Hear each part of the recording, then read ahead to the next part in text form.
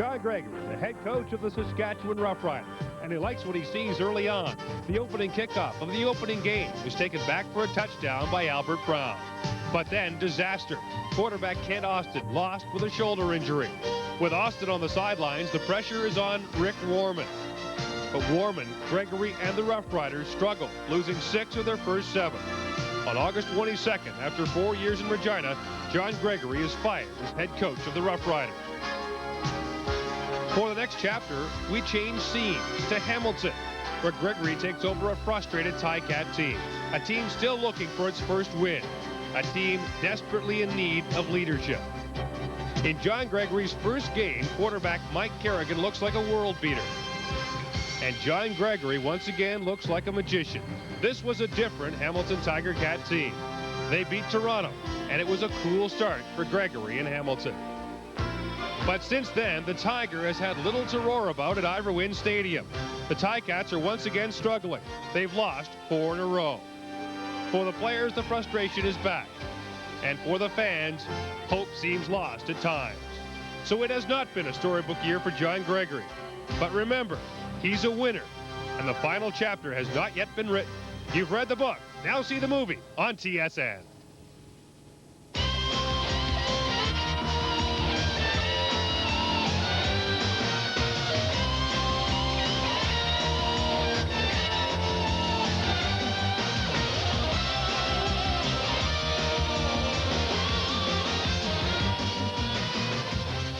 TSN presents the CFL Game of the Week. Tonight's game brought to you by GMC Trucks, the trucks more people lean on. And by Diet 7-Up. It's cool to be clear. Commonwealth Stadium has been a house of horrors for the Hamilton Tiger Cats, who have won here only once in 11 tries since 1980. Good evening, everybody, and welcome to Edmonton. I'm Gord Miller. You know, stability was once the hallmark of teams from this city, but that seems to be changing. This morning, the Edmonton Oilers traded Mark Messier. And as the Eskimos take the field tonight, a lot of new faces. Mid-season transition, something new to the Eskimos, but they hope to maintain their winning tradition. The good news for Edmonton is that one thing remains constant. Tracy Ham is back. The starting quarterback returns tonight after a hamstring injury. He's 100% and set to go tonight against the Hamilton Tiger Cats. As we look at Warren Jones warming up the Eskimo quarterback, we may see Jones later as well. For more on the game, let's hear from John Wells and Leif Pedersen. On the other side of the ball, Gord, the Tiger Cats will try and stop the top rushing offense in Canadian football. First, they'll try and stop Ham, then Reggie Taylor, and then the bulldozer, Blake Marshall, will come along. It could be tough. It really could be. Blake Marshall's having such a great year. You know, he's a tough guy to bring down. 6'1" and 230 pounds, a tremendously bruising runner. There you see his numbers on the season. Those 19 touchdowns. He's one away from tying a league record held by Pat Abruzzi and Darrell K. Smith with 20. Undoubtedly, if he stays healthy, he will break that. But he has given really new meaning to the term 3-down football, because 2nd and 2 or 3rd and 2, I mean, it's almost assured that he is going to pick up a first down. So he makes coaching decisions a lot easier.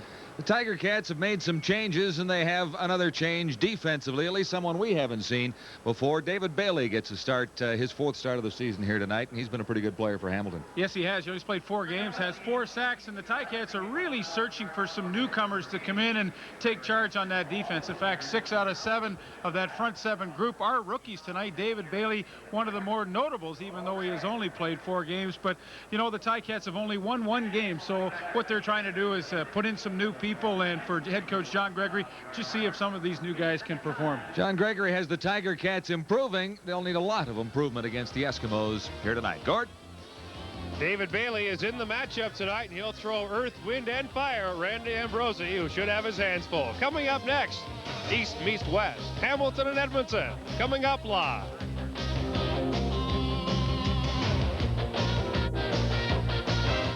At Commonwealth tonight, the Tiger Cats looking for some respectability. The Eskimos gunning to lock up playoff spots in the great 3-way race in the CFL West. Ron Lancaster's Eskimos coming off the best defensive showing of the year, and the Tiger Cats under John Gregory 1-4. But they have been close in the last 3 ball games, despite losing 4 in a row. Ready for the kickoff. With Morris and Mazzoli deep for the Hamilton Tiger Cats, but it comes up a little short, and it's taken by Paul Bushy, who is stopped short of the 40-yard line. And leading the tacklers for the Edmonton Eskimos, Rob Davidson. Todd Dillon gets the start once more, and he had an impressive week last week, Leaf. He got off to a great start against the BC Lions and did play very well. Unfortunately, they couldn't win that ball game. But John Gregory, even though they have a mathematical chance to still get into the playoffs, is going to stay with his veteran quarterbacks, Dillon and Kerrigan, until they are eliminated. A flag is down early as Jamie Morris carries. The gain will be 2, but we'll check out the penalty marker.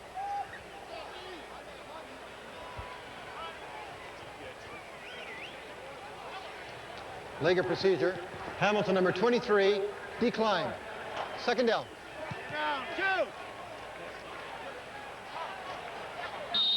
It'll be second and 8, Ticats.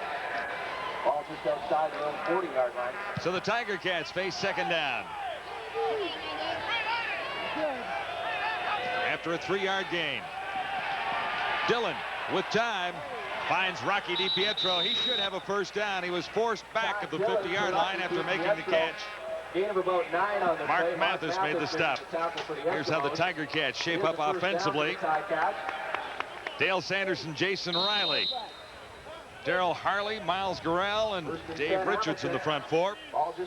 Veteran Tony Champion and Steve Brown, the outside receivers. DiPietro and Abrera inside. This is Morris. Thrown for a loss as he tried to cross the 50.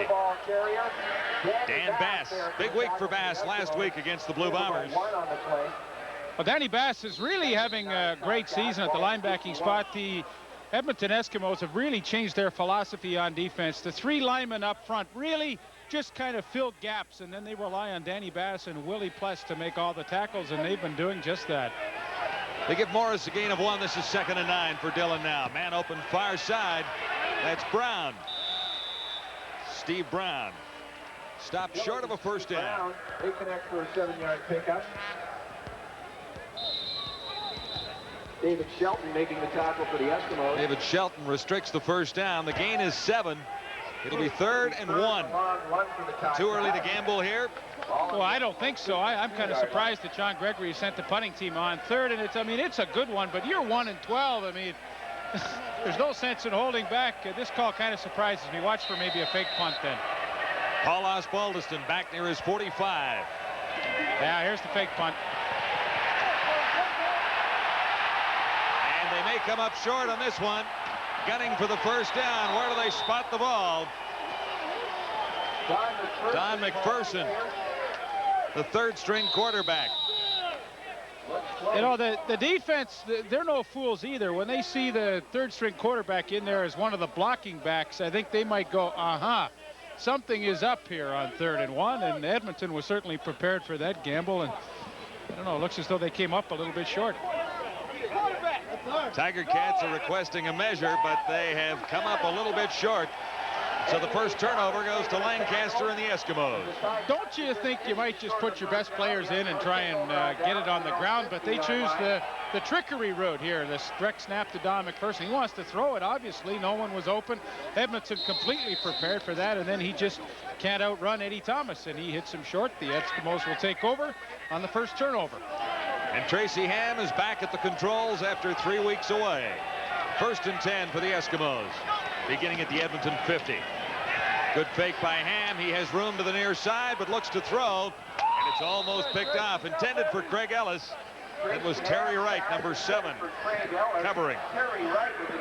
Tracy Ham was on target for a record-breaking season until he missed 3 in a row. Well, those numbers aren't bad. No, they're not bad, and keep in mind those numbers reflect 10 games performance in those 24 touchdown passes. What a wonderful ratio that is.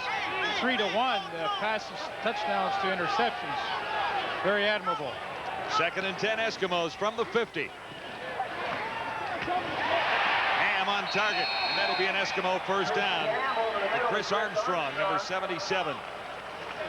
Todd Wiseman with the tackle for the Ticats. Well, since we last saw the Eskimos, they have had to make some changes. Not up front. That offensive line remains intact, but the receiving corps much different than we saw about a month ago. Joe Weinberg, Chris Armstrong, the newcomers. And of course, a tremendous running backfield in Reggie Taylor and big Blake Marshall. 1st and 10. The Eskimos now at the Ticat 48. Tracy Ham, no catch.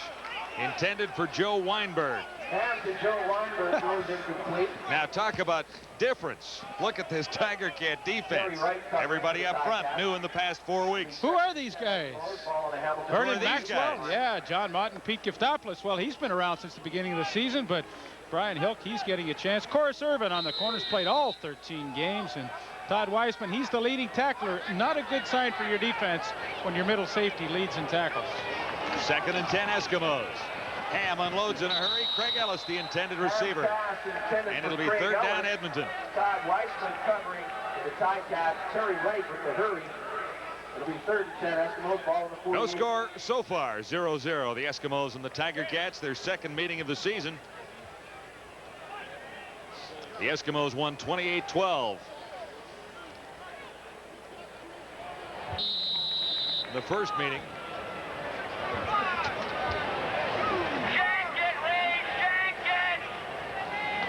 Ray McAreedy has had some problems.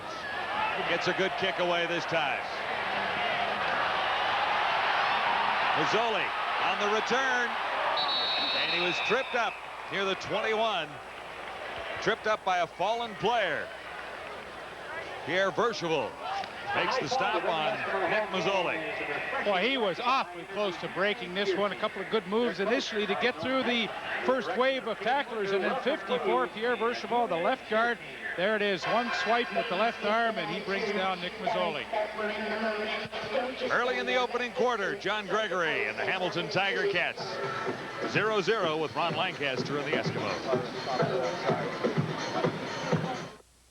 Welcome back to Commonwealth in Edmonton. Our game of the week continues early in the opening quarter between the Tiger Cats and the Eskimos. Defensively, the Eskimos look like this with one change in the middle as Jed Roberts gets his first start. Linebackers, what a group here. This is really a fabulous group, and Willie Pless, who came over as a free agent from the BC Lions, has really been everything they hoped he would be. 63 tackles, leads the club. He's having a tremendous year. Dillon and the Tiger Cats 1st and 10. Morris made the catch and then slipped turning the corner. Willie Pless was there to pin Jamie Morris. Loss of 1. Terminator in on the action. Make sure he doesn't get away. Now looking at the rest of the Eskimos defensively, the 6th secondary that Edmonton has had in place this season. Mark Mathis is back, but Enos Jackson is up. Well, it seems like every week they just shuffle the deck and see who's healthy and stick them in there. Eskimo defense had its best showing last week.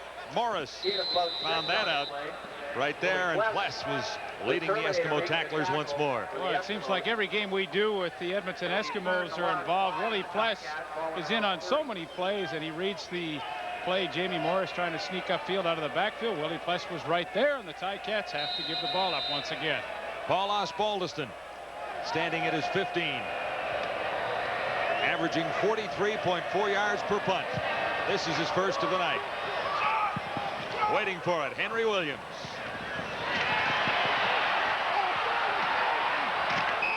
And the Giz is stopped short of one of his sensational runs that time. But he's on target for a CFL record here tonight.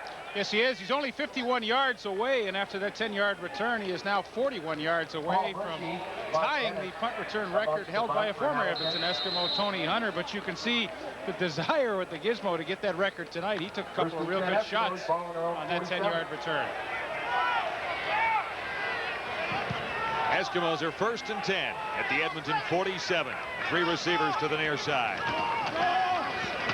Reggie Taylor gets the call.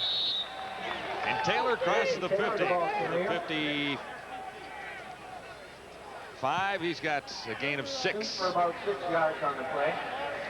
Bobby Dawson. A lot of records or milestones for the Edmonton Eskimo players personally tonight. Reggie Taylor, of course, is 58 yards away from a 1,000-yard season. Craig Ellis and Jim Sandusky very close to that 1,000-yard mark. So we'll keep track of those personal statistics for you tonight. Gain is 6, 2nd and 4. Ham in some trouble, but not for long, as he neatly carries for a first down himself. He has a terrific ability to get away from the rush and away from trouble. Boy, he sure does. And, you know, we talked in the opening about 22 Blake Marshall and his contributions and value to this team, but just another indication right here. Joe Campbell, number 45, looked like he was getting in on Tracy Ham, but blocked by 22 Marshall, allowed Ham to the outside, and he is such a good runner when he is in the open field, and he gets the first down by himself. From the Hamilton 53, 1st and 10 Eskimos. Ham all kinds of time. Craig Ellis has the catch, and he is inside the 40. Craig Ellis, good for a first down. Todd Wiseman with the tackle for the Ticats. Ellis stopped by Todd Wiseman. Okay, here's Craig Ellis. Watch this, just nothing fancy. Works into an open area, which he does so well. He's able to find soft spots. There he goes. Hit him quickly. Nice possession play on first down. That's good offense. A 15-yard gain sets the Eskimos up at the 37. Ham away from the pressure once more. He looks 100% healthy as he picks up another Eskimo first down. Receivers covered. Good coverage. Yeah, they really were. Corus Irvin's played all 13 games for the Ticats on the hot corner, which is the left corner, and he has had a pretty good season in his rookie year, and right on the hip of Jim Sandusky all the way down the field. This is why Tracy Ham decided he better not force a throw in there and runs himself, and why not? He's close to a first down anyway, running the ball. Good coverage, though, by Corus Irvin. He has played a lot of football this year. He was with the London Monarchs in the World League of American Football. He was an all-star in that league, and then, of course, when that season was over, he was scooped up by the Ticats, and he's been with them the entire 1991 season. 2 interceptions, 8 knockdowns for Corus Irvin on the hot corner for the Tiger Cats. 1st and 10 to go, Eskimos. And they just made the first down. Now at the Tiger Cat 27. 8:06 to go in the opening quarter at Commonwealth. No scoring so far.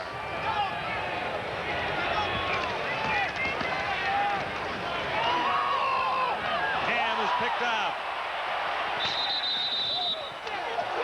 Gary Wilkerson.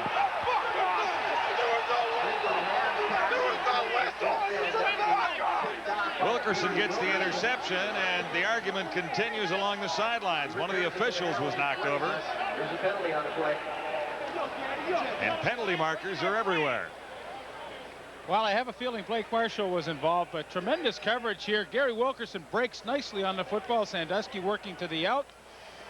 And he comes up with his 2nd interception, the first Ticat turnover of the night. And as he steps out of bounds, Blake Marshall hit him a little late. I think the Eskimos will get called for unnecessary roughness. So a turnover each way. Well, they're going to call Hamilton as well. They must have retaliated after. Major foul, unnecessary roughness, 22 Edmonton. Major foul, unnecessary roughness, number 95 Hamilton. Hamilton's ball, first down. Jeff Fields, the newcomer, and Blake Marshall from the Eskimos penalized. Wilkerson has the interception. The call against Jeff Fields was for drilling Tracy Ham at center field, perhaps part of the CFL's policy of protecting its so-called marquee players. I didn't see it, Gordy, but if that was the case, I like the call then. Got to keep guys like Tracy Ham playing. 1st and 10. Tiger Cats begin this drive from the 20. Todd Dillon over the middle. Zatilny made the catch, but there was nowhere to go. Who was there? Number 39, Willie Pless. There's no question one of the main reasons why the Eskimos are the #1 defense in the Canadian Football League after 13 weeks. It's the play of their linebacking. Watch Willie Pless right there. I mean, he sees the play all the way and reacts quickly to it. Between Pless, Bass, and Larry Ruck, and occasionally Leroy Brew when he's in coverage, that is a tremendous group. Gain is 2. This is 2nd and 8. And the Tiger Cats convert with a first down on the catch by Nick Mazzoli. A couple of catches last week from Mazzoli, but he is coming into his own in Canadian football. Well, it's taken him a while. He was the #1 player taken in the 1991 draft, picked by the Hamilton Tiger Cats. And, you know, you just can't walk in there and feel entirely comfortable. But now he's looking a lot better in there. John Gregory calls him a Jeff Fairholm lookalike. He's kind of the same size, same speed, but did a nice job of finding the open seam on the previous play. And this will be key for Hamilton. They converted that second down, and now once again they're faced with second and long. Obviously this will be critical for them tonight. If they can have a good night converting second down plays, they'll have a chance to win this game. 2nd and 8 after Morris slipped following a gain of 2. Out of the backfield, this is Morris once more, and he fights close to the first down, but he'll come up just a little bit short.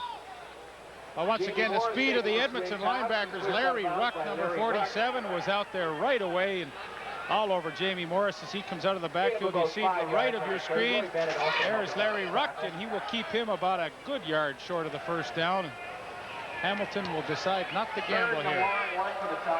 And this is a better call because the ball is inside the Tiger Cat 45. They can't afford a miscue here. They faked it the first time. Osbaldiston's second punt of the night. And we await Gizmo's second return.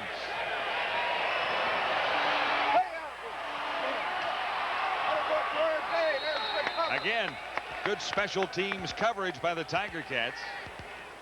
A 5-yard return after a 35-yard punt. Still nothing on the scoreboard. Hamilton and Edmonton 0-0. Any Sports Select Center, so Challenger Sports Mart. Get in the game. Need just 51 more yards tonight. Our matchup over the week is the right guard of the Edmonton Eskimos, Randy Ambrosi, against the defensive lineman from the Ticats, David Bailey. A little different twist, some linemen going at it this week. And well, I think David Bailey characterizes the entire Hamilton defense. They're young and very aggressive, and they've got great team speed, and he himself has got he's obviously a good athlete. I've watched him on film a lot this past week. He moves very, very well. And he takes the opportunities when they present themselves to him. So I think what we have to do to be successful is just to play very hard against them and not give them any breaks. So we just I think that it's going to be a long night, a lot of hard football. Bailey has been impressive since joining the Tiger Cats. Ambrosi has been impressive all season long for the Eskimos. Good fake by Ham. This is Marshall coming out of the backfield. Head down, and he bowls his way for an extra couple over top of Corus Irvin. I mean, this must be an awfully terrorizing feeling to have Blake Marshall coming at you. Watch to the right of your screen, little swing pass. Now here's Corus Irvin. He's got to put his head down and take this big bull on, and that doesn't look like a lot of fun. 5'11", 185, Corus Irvin, and Blake Marshall's a little bigger than that, suffice to say. 6'1", 230. I know that one. I've got that weight memorized. He's a big one. The gain is 8. This is 2nd and 2 for the Eskimos at the 43. Tracy Ham on the QB keeper. And Ham himself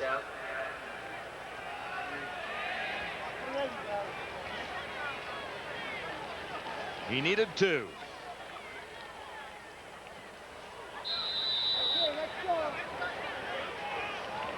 Close enough for a measurement. 4:19 to play in the opening quarter. The Eskimos look to make it 2 in a row. The Hamilton Tiger Cats look to snap a 4-game losing streak. Well, it's certainly an interesting race in the Western Conference. The Eskimos do pick up the first down, but Edmonton Eskimos and BC Lions tied for second, both with 16 points, a couple behind the Calgary Stampeders. So if the Eskimos were to win tonight, they would have at least a tie till the weekend is over. We'll be in Calgary Sunday afternoon for that big game with the BC Lions and the Stampeders. I'm looking forward to that one. That should be a great game. Sunday afternoon, BC at Calgary.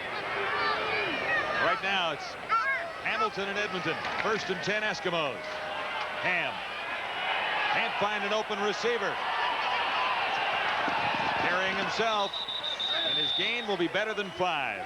Tracy Ham keeps the ball, falls for about a 7-yard gain. John Motton made the stop on Tracy Ham. Wilkerson in on the tackle for the Ticats. John, we talked a lot about Blake Marshall and his contributions to the offense. Okay, he's on a circle pass right over the middle. Now he's still working to try and get open, still working. Sees Ham running. Now that he knows that Ham's crossed the line of scrimmage, he peels around and gets a block on Todd Wiseman. But that's the little things that maybe sometimes go unnoticed that really tell you how good a football player really is. A gain of 7. Eskimos are 2nd and 3 at the 51. Ham will take off again. Now, he lost the ball. Picked up by the Hamilton Tiger Cats. David Bailey racing to the 20-yard line.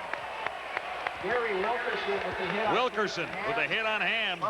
David Bailey coming up with a loose football. Second turnover for the Tiger Cats. Yeah, this is a big break. Gary Wilkerson did a nice job as he was tackling Ham at the end of this play. Watch, he just tries to strip the ball loose right there, and he holds Ham down on the ground. Wilkerson knows the ball is loose. He's got the arms wrapped around Ham. He can't get up. David Bailey picks it up. He's off and running, and the Ticats have their second turnover of the night, and they get the ball in great scoring position. 36-yard return for David Bailey. And the Tiger Cats are 1st and 10 at the Eskimo 19.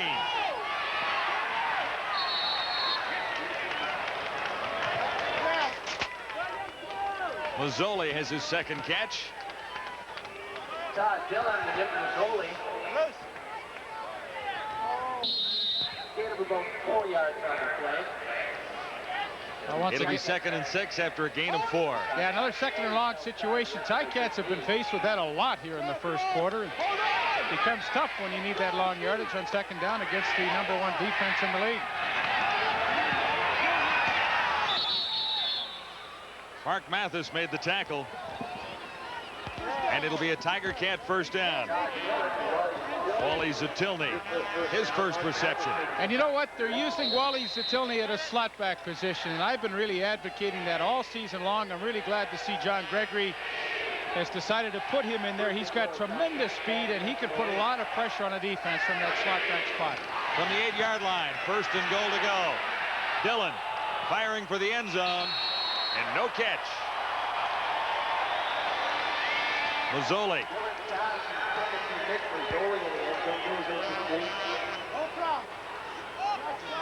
David Shelton covering for the Eskimos.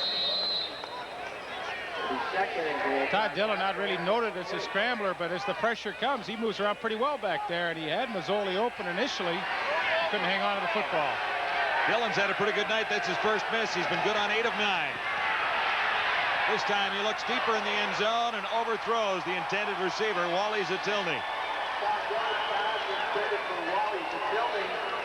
Mark Mathis here on the coverage for the Eskimos. It'll be 3rd and 8 Ticats.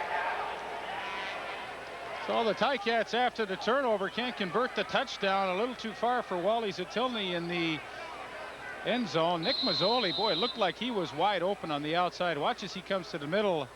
Broken coverage there. David Shelton really is in man-to-man coverage, but he just lets him go. And Nick Mazzoli said, "Why didn't he see me this time? Yeah. I was open this time." Osbaldiston, the field goal. And it's good. Osbaldiston on the season, good on 27 of 40 field goals. And the Hamilton Tiger Cats take the lead on a turnover. 1:03 to go in the opening quarter. And it's 3-0 for the visiting Tiger Cats. Hamilton Tiger Cats grab 3 points on a turnover and lead the Edmonton Eskimos 3-0 in the final minute of the opening quarter at Commonwealth. Second meeting of the season for these two teams. The Eskimos won game 1 back in August.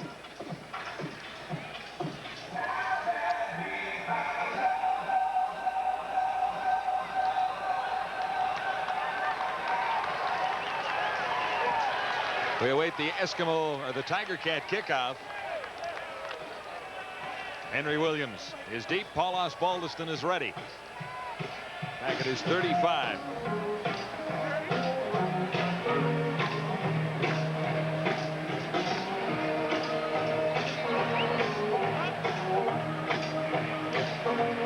Weekend continues on TSN as we have a doubleheader for you. The BC Lions Calgary Stampeders Sunday at 3:30 Eastern, and that is a terrific battle. battle for top spot in a way. If the BC Lions win, they could be tied with the Calgary Stampeders. Boy, it's interesting when you think back, you know, at the beginning of the season, I certainly myself wouldn't have thought that in the 14th week of the season that the BC Lions would be playing a game to tie for first place at this point in time, but they have been an amazing story this year. Their young players have produced, and it should be a tremendous football game Sunday afternoon in Calgary. Lions owner Murray Pezim has been in Calgary all week, and he's offered $25,000 cash to the Calgary Children's Hospital if the Stampeders draw $30,000 for that game on Sunday afternoon. So the Pez is trying to shake things up in a media blitz in Calgary. Hopefully he'll be successful. Yeah, I like that. That's a good one. I mean, everybody wins on that kind of a deal. Children's Hospital, the fans will win because they're going to see a great game. That's a good one. Nice going, Murray.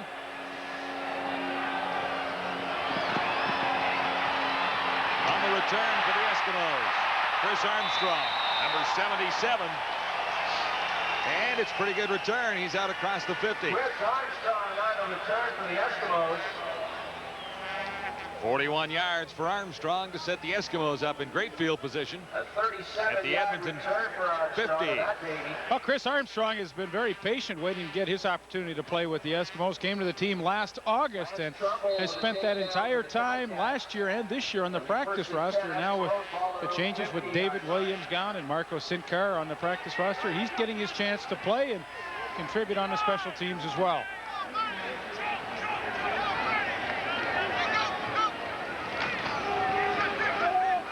Reggie Taylor stopped short of a first down, but not by much. Reggie Taylor, the ball The gain will be carrier, 9. busts his way through from about an 8-yard gain.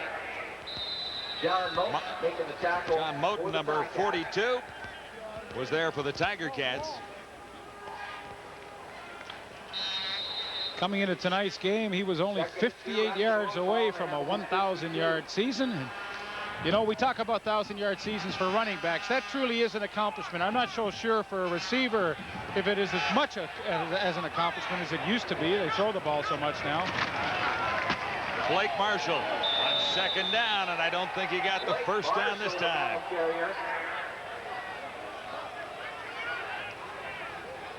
Stopped just shy of the first down. So it'll be 3rd and 1. I think Bobby Dawson came up from the secondary to really put quite a hit on Blake Marshall, and not too many times do you see him stop short on a 2nd and 2 situation, but that sets them up 3rd down. And pretty much what we talked about in the opening. When you've got a running game like the Eskimos have, it is not that much of a gamble. 51-yard line. Ticats lead it by 3. The Eskimos will gamble here on 3rd and 1. Edmonton has to get across the 50 for the first down. And Marshall might have made it that time. Marshall again. I don't know. I think he's short. He's short. The gamble does not pay off for Ron Lancaster's Eskimos. That's the first time I've seen that happen this year. That'll be the end of the opening quarter with the Tiger Cats in front of Edmonton. It's 3-0. The Eskimos' gamble fails, and the Tiger Cats will be 1st and 10 when we return to Commonwealth.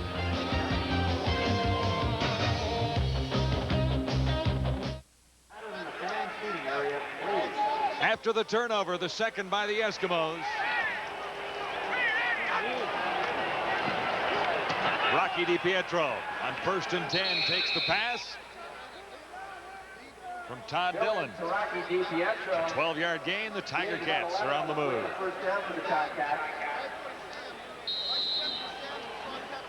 And the first quarter stats brought to you by General Motors. Even though Edmonton had the edge in play, 3 turnovers in the first quarter. Not what Ron Lancaster wants to see. 49-yard line.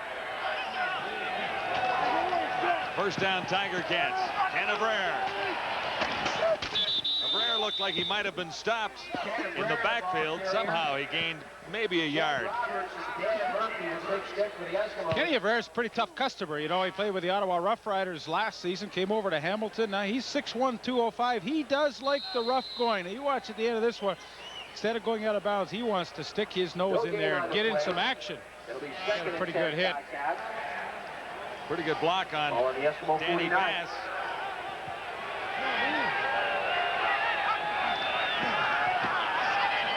Second and long.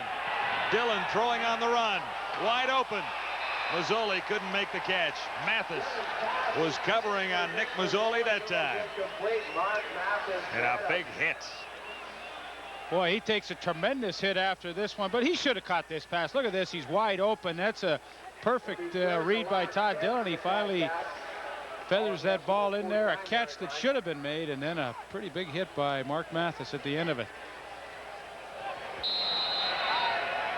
Third down, a punting situation for the Tiger Cats. Osbaldiston stepping across his 50 to get this one away. And there'll be no chance for a return for Henry Williams.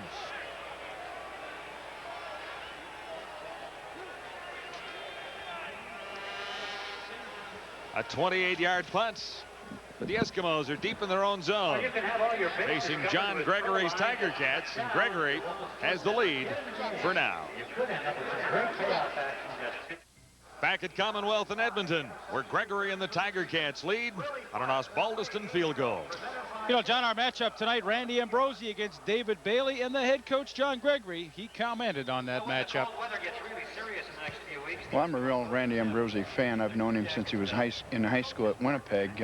He has a good technique. He's good and solid. He plays hard every play. David Bailey has been very impressive to me. He's got lots of quickness. He's got strength. He's got desire, and you know, I think he can push the pocket. So that is going to be a very interesting matchup. So far this season, 4 sacks for David Bailey in his 5th game tonight. Randy Ambrosie's had a good year, too. I mean, I've seen some games where his trap blocking for the running game has just been excellent. He's also a good pass blocker, and well, I really hope that this matchup materializes tonight. It'll be fun to watch. 13:34 to go till halftime. The Eskimos begin from the 21.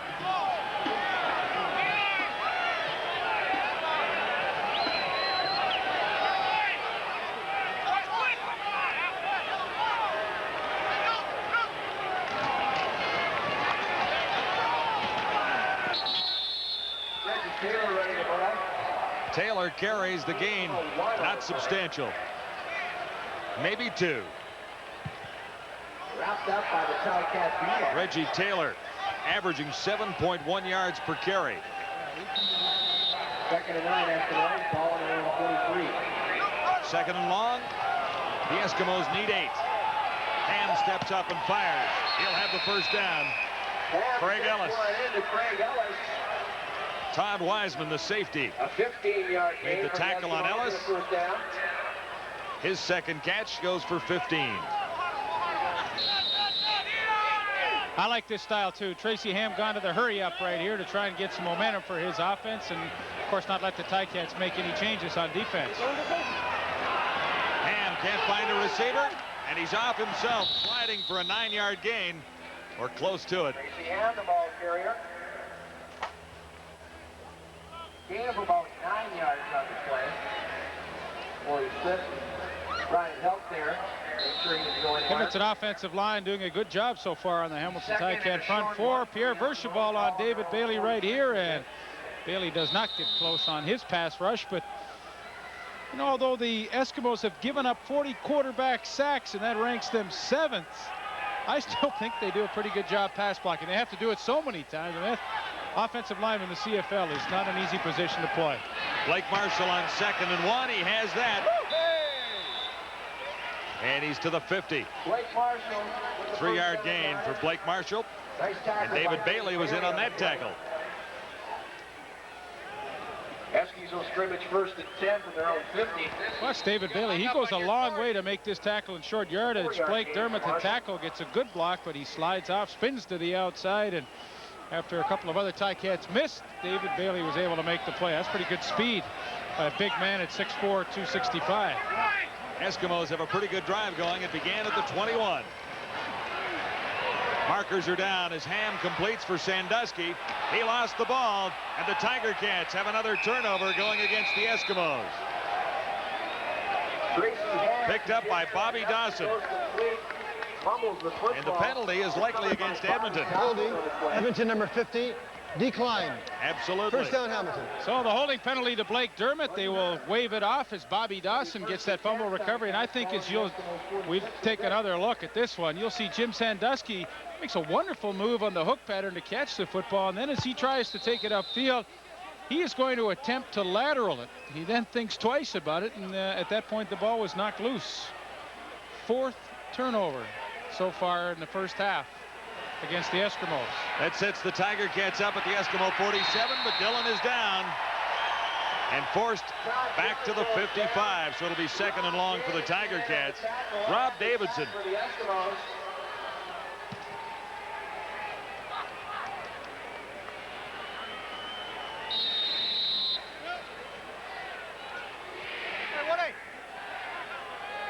About a 9-yard loss for the Ticats. It'll be 2nd and 19 from midfield. 2nd and a bunch for the Tiger Cats at midfield.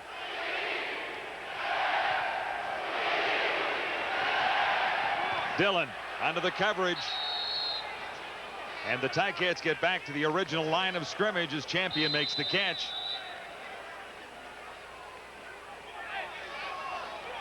Pinned by Willie Pless, number 39. That's pretty tall order, 2nd and 18, trying to convert that against the #1 defense in the league. And you know, they got 8 yards back, and they got themselves in position where Paul Osbaldiston will be able to attempt the field goal. I thought that was pretty smart play by Todd Dillon. Get some yardage back, but 2nd and 18, tough to get the whole thing. Tall order for Paul Osbaldiston from 54 yards away, but he has connected from 56 earlier in the year. Wide this time. Henry Williams. And Williams heads down the sidelines. Dillon forced him out. He's closing in on that punt return record. Obviously on a missed field goal. Well, he has tremendous speed as he gets to the outside, and he has that ability every time he touches the football to go all the way. The fans in Commonwealth Stadium absolutely love to watch him play. 53-yard return on the missed field goal. Obviously, that will not count for punt return yardage in the record that McGiz is after. Miles Gorell. Tonight, in addition to his regular equipment, Miles is wearing a wireless microphone for us this evening. And here's how it sounded the last time Miles was on the field. Run it up there, you... Todd. Tell him to run the ball up there and get off the field, because he just stand back there, he's doing no good. Miles doing a little coaching down there. And when Miles talks, I think everyone listens. For a first down. Gain of about 11 on the play. It'll be a first down for the Eskimos. Jeff Fields making the tackle for the Ticats. 1st and 10, Eskimos following 10 yards for Blake Marshall. 8:58 to go till halftime. Ham is almost picked off by Bobby Dawson, number 27. Deflected by Bobby Dawson. Bobby Dawson. Yeah, a bit of a problem. Yeah, his man blocked up, and he became free all of a sudden, didn't have anybody to cover. He just kind of floats back in the secondary. Tracy Ham doesn't see him at all, and as he's trying to hit Craig Ellis across the field, Bobby Dawson cut underneath and really should have had another turnover for the Ticats. 2nd and 10. The Eskimos at the 54. Ham eluding the pressure and got it away. But Taylor couldn't hang on. There was some room for Taylor to run. Brian Hill tried to swing the pass out to Reggie Taylor, goes incomplete. It'll be 3rd and 10. Well, the Ticat front four is putting a lot of pressure on Tracy Ham here in the first half there. Number 45, Joe Campbell, misses, but he forces Ham to pull the ball back in, and then he has a chance to hit Reggie Taylor. But the pressure up front from the Ticats is a lot better tonight. You know, the last 3 games, they have played some pretty physical football. In fact, could have won the last 3 games, but just have not been able to find that knack of winning a game late. Tough snap for McAreedy to get a hold of. Mazzoli takes it at the 20. Nick Mazzoli, good return. Brought down near the 50. A 31-yard return for Nick Mazzoli. A nice tackle by Brian Walling to save things. Nice way as a young player to work himself into the lineup and feel comfortable is to play on the special teams. Nick Mazzoli with some tremendous speed finds a little opening and with a good return gives the Ticat offense nice field position. The catching abilities will come. The more he feels more comfortable he feels with that offense, he'll start to squeeze that ball a little better. He's had a couple of drops tonight, but he will improve. First down, Tiger Cats. Far side for Tony Champion. Scott Dillon, his pass intended for Tony Champion. David Shelton covering. Eddie Lee Thomas Coverage supplied that time by a couple of Eskimos, but most notably David Shelton, number 19. Oh yeah, both quarterbacks throwing into some pretty scary spots tonight. Those are the numbers. They look pretty impressive for Dillon, but he has not been able to find the end zone. His club trail is ahead by 3, but once again, second and long. From the 52, Dillon looking deep for Zatilny. Coverage by Mark Mathis. Mark Mathis covering for the Eskimos. Danny Good with the hurry. The 3rd and 10 Ticat, ball in the 52. Cats are out of field goal range on 3rd down. Here's a good matchup. Miles Gurrell and Brett Williams. This time Miles Gurrell certainly the winner there. He nullifies the rush immediately by Williams, and once you slow down a defensive lineman's progress initially, you have the upper hand, and Miles Gurrell definitely won that battle.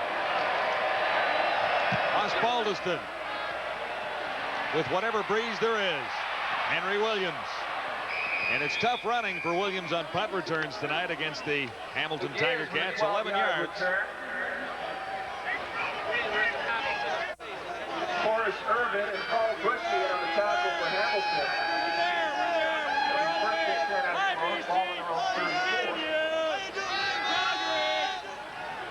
Well, they're awake here, no doubt about that. Ticats lead it by 3. 7:11 to go till halftime. I have 57 points in the total points pool tonight. I don't like my chances. Well, not so far. Ham on target. That'll be an Eskimo first down. Craig Ellis. Out across the 45. It'll be at the 46-yard line. Gain will be 12. Each weekend becomes more crucial now. You see the Edmonton Eskimos and the BC Lions trail Calgary by a couple. Edmonton with a chance to share first place after tonight. Of course, BC Calgary, the game we'll show you Sunday afternoon, really critical in the 14th week of the season. From the 46, Eskimos first and 10. Reggie Taylor. And Taylor has maybe 3. Reggie Taylor spins for about 4 yards. Brian Hilk, another newcomer on the Tiger Cat defense. Hilk playing his 5th game. University of Akron. First and 10 Eskimos, ball on their own 49. Should be 2nd and 7. Marshall out of the backfield. Head of steam. And he puts his head down and grabs the first down. Vernon Maxwell made the stop on Marshall. But the Eskimos have a first down. That's a perfect call for Edmonton on 2nd and long. They caught Hamilton in a zone defense. That's the kind of defense you like to run a screen into. And the linemen invite the Hamilton front 4 upfield. They dump it over the top of Bailey. And now it's Blake Marshall off and running. A block out in front from Randy Ambrosi. And although Vernon Maxwell took him head on, he went back about 3 yards and Marshall got the first down. From the Ticat 54, 1st and 10 for Tracy Ham on target. That'll be a big first down for Chris Armstrong. Ham with a bullet to Chris Armstrong. Definitely a first down. Out of the Tiger Cat 31. Chris Armstrong makes a tremendous catch here working against Bobby Dawson. Dawson hoping to get a little help from the middle safety Todd Wiseman. He's late getting there. Armstrong makes the catch, and this is really the first time tonight that Tracy Ham has put any kind of consistent drive together. A 23-yard gain, and the Eskimos are set with a first down at the Tiger Cat 31. Early movement, flags are down. Vernon Maxwell. Bentley on the play. Got started a little too quickly.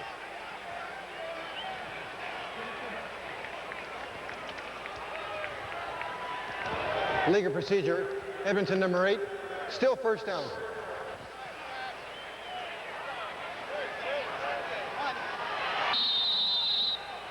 First and 15, Eskimos ball on. So now 1st and 15 required by the Eskimos. Back at the 36 of the Tiger Cats.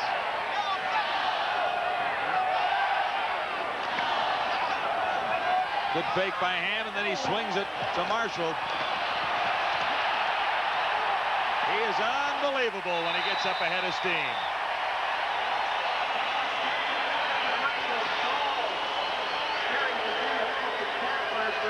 Correction, that's Michael Souls, 32, not 22. 16 yards the game.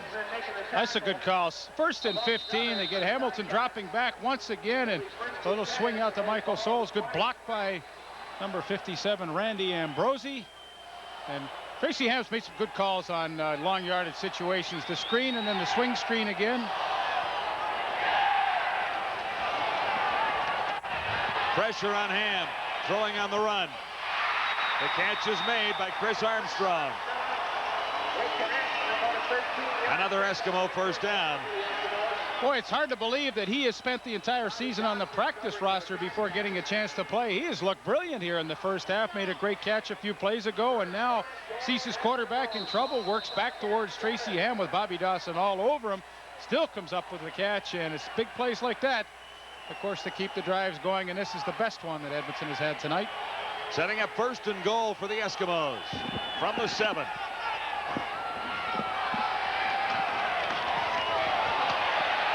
Reggie Taylor, he'll score.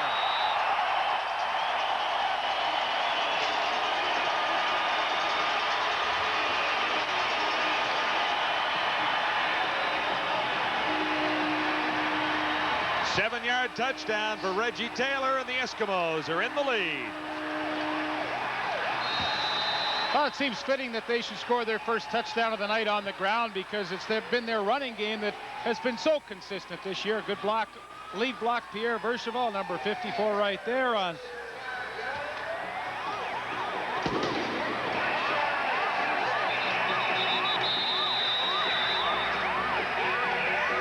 Awaiting the convert, and it took a little too long to get the ball in play.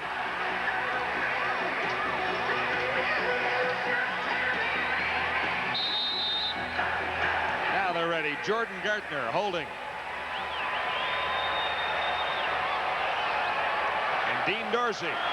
5th convert try for the Eskimos. For Dean Dorsey, it's a 7-3 ball game. Edmonton taking the lead on Reggie Taylor's 7-yard touchdown. His 4th of the season. Impressive drive by the Eskimos to take the lead. Welcome back to Commonwealth in Edmonton, where the Eskimos have taken the lead and the Tiger Cats 7-3. Well, a lot of players did some good work to get Reggie Taylor into the end zone. Let's go back and have a look. Here's Blake Marshall right here. Watch the block he makes on Vernon Maxwell there. Pierre Vercheval, the guard, he's going to come around the corner, and he'll eventually kick out Mark Dennis. That allows Reggie Taylor all the way into the end zone. Let it run.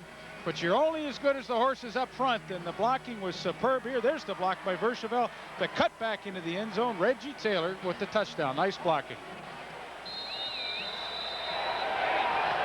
Tracy Ham has completed 6 in a row, and that's a big reason why the Eskimos have taken to the lead. Penalty on the play. The Eskimos' first points come as a result of a drive, much of it on the ground. 7 plays, 76 yards. Michael Souls with the big 16-yard carry, and then Reggie Taylor goes in from 7 yards out. By the way, Souls was in because Blake Marshall took himself out. He and Souls have an arrangement whereby they decide amongst themselves who will play at particular times in the game, and Souls pointed at, or Marshall pointed at Souls at one point and said, "You go in for a while." Interesting note, Blake Marshall in search of a CFL record here tonight. He has 19 touchdowns on the season. The record is 20, set by Pat Abruzzi in 1956 in 14 games, and equaled by Darrell K. Smith of the Argos in 1990. I would say it's a safe bet he's going to establish a new record this year. Question is whether he can do it in the 14th game, which is tonight. and equal Pat Abruzzi's record. Good return brewing for the Tiger Cats. Mazzoli once more. He has been good on kick returns tonight for the Tiger Cats. 35-yard return for the Ticats. Well, the Ticat offense can't argue with the field position that they've had tonight to start their drives. Nick Mazzoli has afforded them some tremendous spots to begin with, and here another good kickoff return gets the Ticats out past midfield and into Edmonton territory. 38 yards for number 80, Nick Mazzoli. 2:47 to go till halftime. In total yards, the Eskimos are dominating, but they only lead by 4. Dillon on target. Tony Champion, number 87, makes the catch. Better call on first down. Todd Dillon's been faced with so many second and longs tonight. I mean, you just can't be successful and grind it out as an offense doing that, but better call on first down. Picks up nearly 7 yards. 2nd and 3. Much nicer situation for him to work with. Tiger Cats now pretty good numbers, though, at the Eskimo 40. And this will be a Hamilton first down. Morris taking the ball out of the end zone, or out of the backfield rather, and heading to the end zone. 9-yard gain on the play, good for a first down. Eddie Lee Thomas with a tackle for the Eskimos. 10 yards for Morris, and the Ticats keep the drive alive with 2:25 to go till the half. The Eskimo 29-yard line.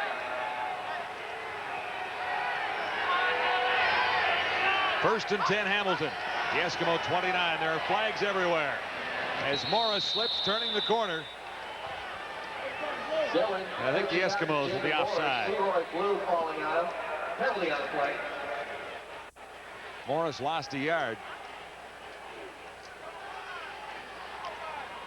Well, it sure looked like Edmonton jumped. Obviously, they're talking to Danny Bass. The Ticats must have enticed them offside. League of procedure. Hamilton, number 58, declined. 2nd down. Jason Riley, the right guard, moved early. The Eskimos will decline it as the Hamilton Tiger Cats lost a yard. 2nd and 11. Ticats trail by 4 as Dillon fires to the far side. And they'll get a first down out of that on great extra effort by Canterbury. David Shelton and Eddie Lee Thomas covering for the Eskimos. Brother Tony Champion. It is a first down for the Ticats. 11-yard pickup. That's what happens sometimes with 2nd and long. You decide, well, let's play safe and we'll sit back in his own coverage. And then what happens is it's not that hard for a Tony Champion to go down 12 yards, turn around, and Todd Dillon find him. I don't know, really not like the Edmonton defenses of old to sit back and play soft. I'm sure now that Hamilton's threatening the goal line, they're going to tighten it up. 11 yards the gain. And on 1st and 10, Zatilny was the intended receiver. Larry Ruck tipped the ball at the line. Todd Dillon couldn't quite believe what happened here.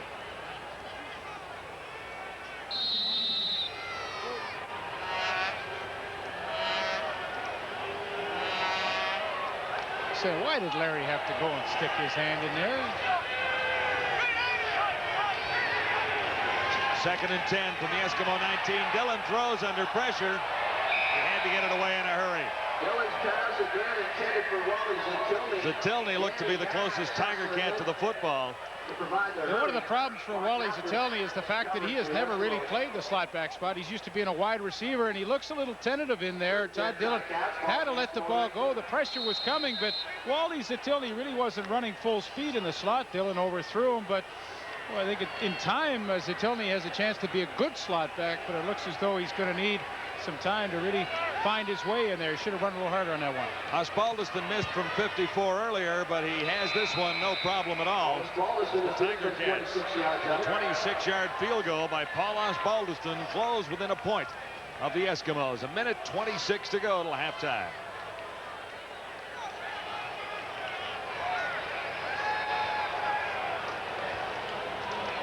Carry a completed Swift entry form and 2 product labels along with your Paul Osbaldiston has accounted for all of the Tiger Cat points so far. You could win a trip for 2 to Winnipeg Brewpub.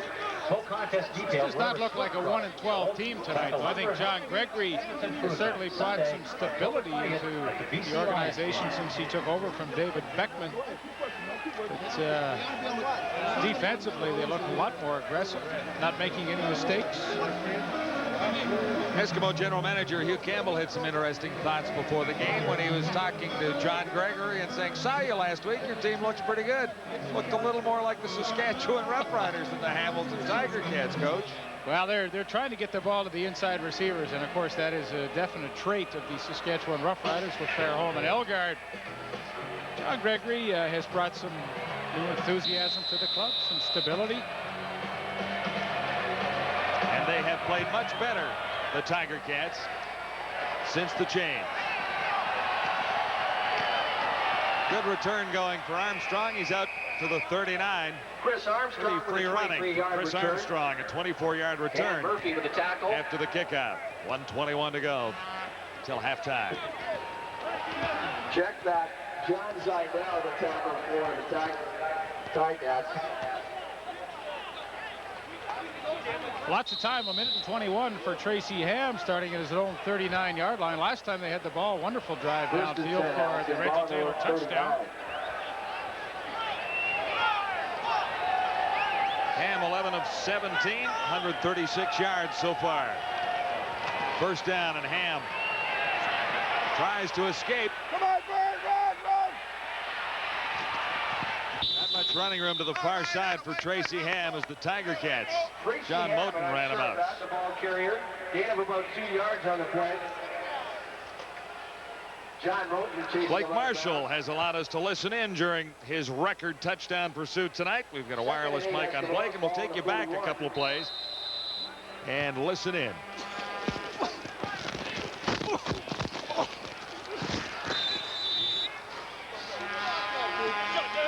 I like that noise. That's good.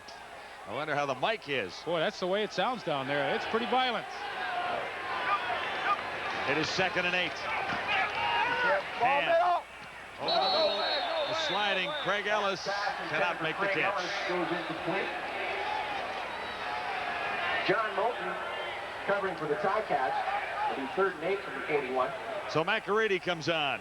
Ham heads to the sidelines with the Eskimos leading.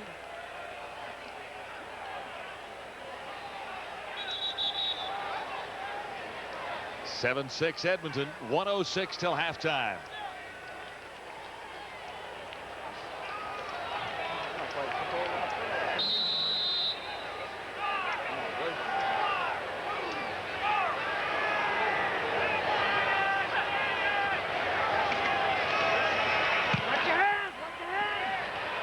High for McAready. Nick Mazzoli on the return. He draws a penalty flag, but doesn't get much yardage. Nick Mazzoli losing 2. Mazzoli does draw with the shoestring tackle, a penalty on the play. Well, the good thing he did was not let the ball bounce. I mean, that drives coaches crazy and me to see all those punts that hit the ground. And Mazzoli came up, made a good fingertip catch. He's going to get 15 extra yards for doing so. You used to return the odd punt in early days, did you not? No yards. Edmonton number 17. First down, Hamilton. Returned 56 punts my rookie year back in 1974 and paid the price for every single one. There was no blocking back then. And at 6'3" and 170 pounds, I was a good target. Remember your average? About 2.8, I think. And that was a good average in those days. 1st and 10, Tiger Cats. Dillon escapes. Throws to the near side. And it'll be a Tiger Cat first down. Steve Brown.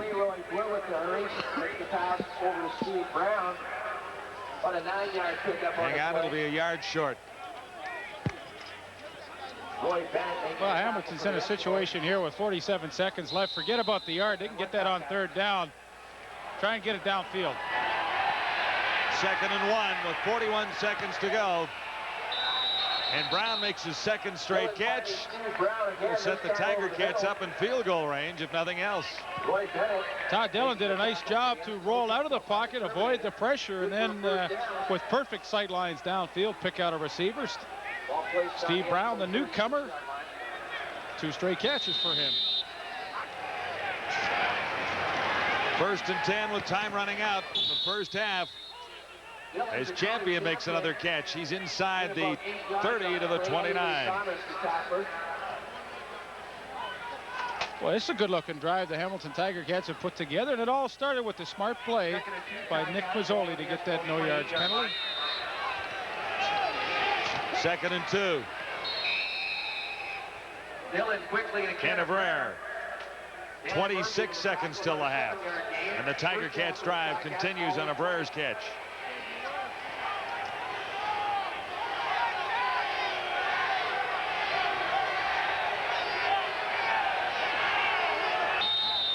Here's how they stack up. Dillon looks to the end zone. He'll have the touchdown. Nick Mazzoli. His first CFL touchdown. He'll take the ball back home. I think so. I don't think you could wrestle that thing out of his hands right now, but very impressive drive by the Hamilton Tiger Cats. Tall Dillon. Pretty calm under pressure here as he steps up and finds a wide open Nick Mazzoli in the end zone, and Hamilton Tiger Cats get their first major of the night and the first ever for the pro career of Nick Mazzoli. Think Dillon's happy? Not quite as happy as Nick Mazzoli, but that celebration will do. And the convert is good as the Tiger Cats move out in front. This one's for you, baby. We're not sure who baby is, but that's the first CFL touchdown catch for Nick Mazzoli as the Tiger Cats jump into the lead 13-7. Let's go, Cats! Okay, here's Dan Murphy, the middle safety right here, and they're expecting, David Shelton's expecting some help back here, but what happens is Murphy gets caught up in here, and Mazzoli's just going to come straight down the field, let it run. He is wide open. His first pro touchdown. There he goes. See what happens to Murphy. There he stops. They are dead in the water. That's a pretty easy touchdown for the rookie. First touchdown catch for Mazzoli. First man taken in the 1991 draft. He went to Seattle. He was signed as a free agent by the Seattle Seahawks, and I think that helped him. He went to a training camp with an NFL camp, and certainly his discipline as a receiver must have been improved. And now Hamilton Tiger Cats are the recipients of that. His learning experience down there. 19 seconds to go till halftime. Armstrong returning the kickoff for the Eskimos. Here's some break. As Armstrong scoots down the sidelines. Forced out with 9 seconds to go. Forced down, rather. He kind of lulled the Tiger Cats special teams to sleep with a 58-yard return. All of a sudden, the Eskimos are in range of a field goal. Boy, he's had a couple of super returns tonight. Shows some tremendous speed here as he works around, finally finds an opening. And all of a sudden, he has given his team a chance to get some points before this half comes to a close. 13-7, Hamilton leading Edmonton. First and 10 Eskimos at the Ticat 37 with 9 seconds on the clock. Pressure on Ham. Can he get it away? Fired down the sidelines, and 2 seconds remain. It's time for a Dean Dorsey field goal for the Eskimos. If Dorsey's in range, what do you think? Well, the little bit of wind that there is here tonight at Commonwealth Stadium will be in the face of Dean Dorsey. This will be a good test from him. 44-yard field goal attempt. Last play of the first half. Hasn't had a great deal of field goal experience with the Eskimos so far. This from 44. With Jordan Gardner holding. Dorsey is wide. Final play of the half, and the Tiger Cats get it out of the end zone. Todd Wiseman saves a point, and the Tiger Cats will take a 6-point advantage to the dressing room at halftime. It's 13-7 Hamilton leading Edmonton. And the halftime show in a moment.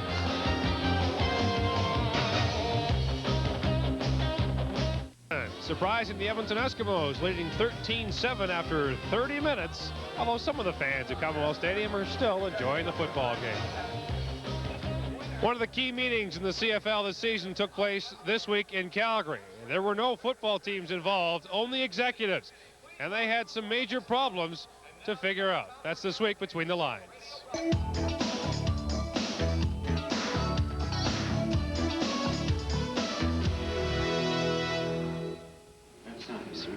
Representatives of all 8 CFL clubs poured into Calgary this week for a gathering of the CFL Board of Governors.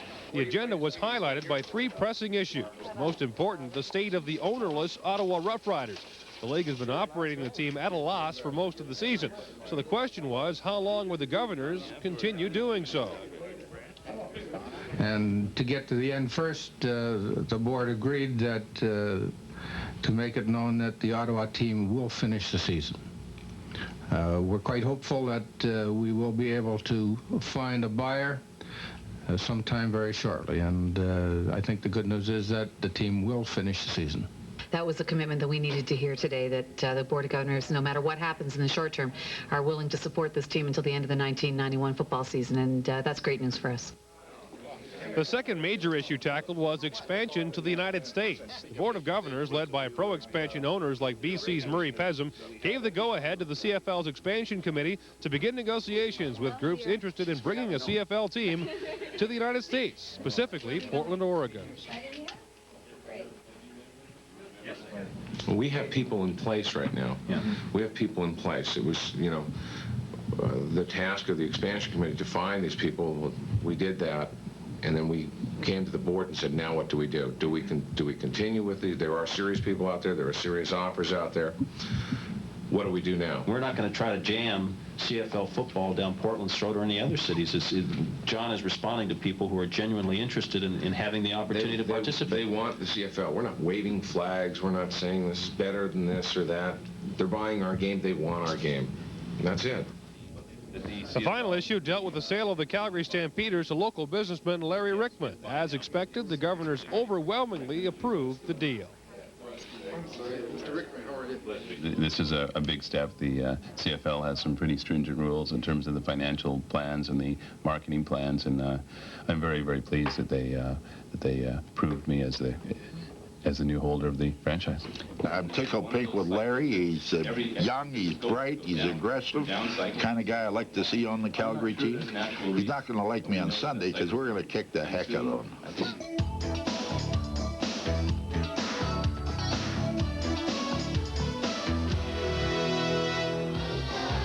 13-7, Hamilton leads after 30 minutes at Commonwealth Stadium. Time now for trivia. Who was the last Edmonton Eskimo receiver, wideout, to go over 1,000 yards in receiving? The answer when we come back. With trivia, who was the last Edmonton wideout to go over 1,000 yards in receiving? It was none other than Jim Sandusky, who did it in 1988. He's got 43 yards tonight. That gives him 998 for the season. He was not only last, looks like he'll be next. Hamilton Tiger Cats come into this game at 1-12, and if the first half is any indication, this may be the best 1-12 team in CFL history. For some first half highlights, here are John and Lee. Definitely the best 1-12 football team here tonight, but turnovers hurt the Edmonton Eskimos terribly in that first half. 4 in total. Yeah, they started this. We're going to show you the second of the 4 that they committed in that first half. And really, I thought it was a tremendous play by the corner, Gary Wilkerson. Jim Sandusky trying to work to the outside, the out pattern. Wilkerson in perfect position, steps in front, picks off the pass. His second of the season, and of course, his second of 4 in that half for the Ticats. Michael Soul set up the first Eskimo touchdown, and Reggie Taylor did it the rest of the way from 7 yards out. Yeah, nice 7-yard run here. Pierre Vercheval with a good block, good lead block in front of Reggie Taylor, and then he cuts it up, back and in. And for the first time in the game, the Edmonton Eskimos had the lead, but it was short-lived. In the dying moments of the first half, Nick Mazzoli gets his first CFL touchdown reception. And a mistake in the Edmonton secondary set it up. Dan Murphy, the middle safety, got caught up. Nobody back deep to cover Nick Mazzoli. He had the touchdown. The Ticats have the lead. Can you believe it? No, I can't. The Tiger Cats aren't cooked yet. They have the lead, 13-7 on the Edmonton Eskimos. We're getting set for the second half here at Commonwealth, and we'll continue in just a moment.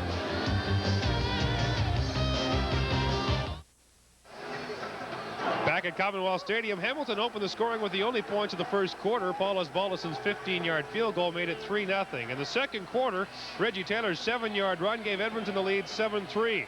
Osbaldison brought the Ticats back within a point with a 26-yarder.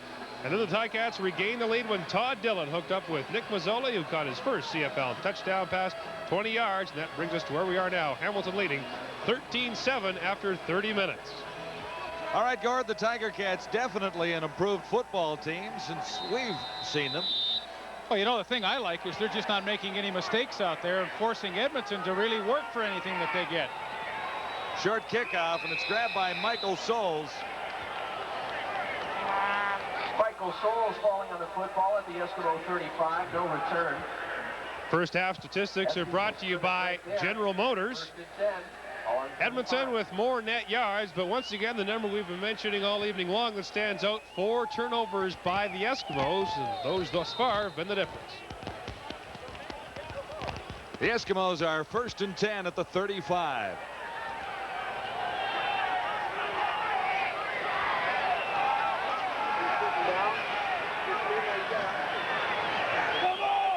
Reggie Taylor fumbling the exchange, and Taylor's had problems with his footing a couple of times tonight. Well, you know what happens? It was a very clear day here at Edmonton and a clear night, and the dew starts forming on this natural surface here in Edmonton, and if the players aren't wearing cleats that are long enough, they're going to have some problems, as Reggie Taylor did there, and he fumbled the ball. They were lucky to get it back. Loss of 5, 2nd and 15.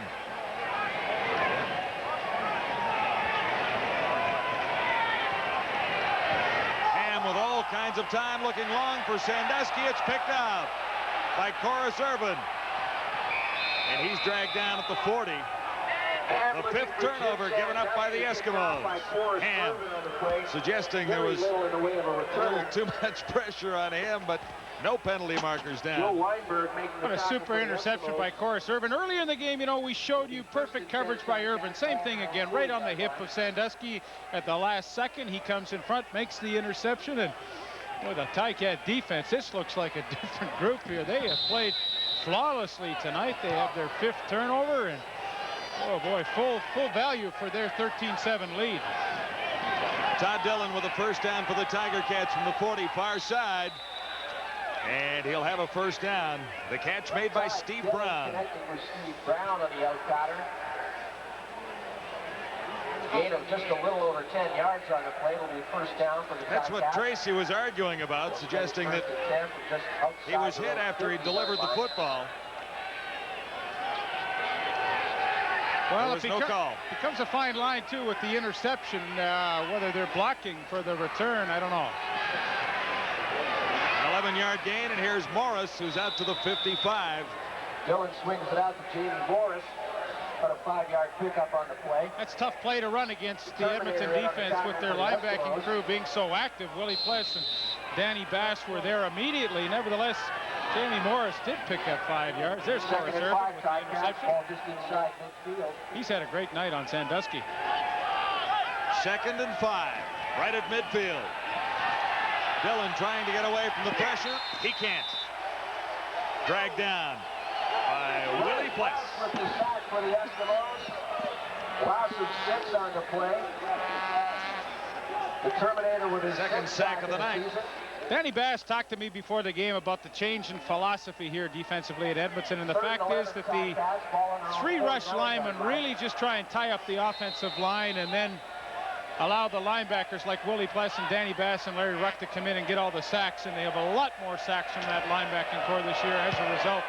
Osbaldiston into a bit of a breeze. He gets a good roll. Henry Williams stopped as he crosses the 30, the 25. All right, as promised, the Tiger Cats continue to lead. After an 11-yard return by Gizmo, it's 13-7 Hamilton. Blake Marshall is also wearing a wireless microphone for us tonight. Few players in the CFL play the game as physically as Mr. Marshall, and here's how it sounded in the first half.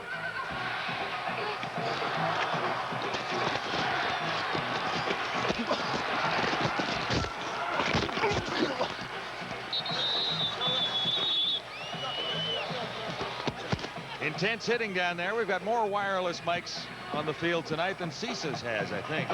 You know, the secret guys. Oh, yeah. I hear you.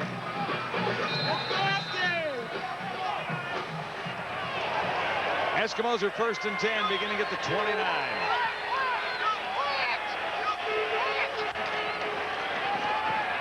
Ham looks long, looking for Armstrong. He makes the catch. What a great catch.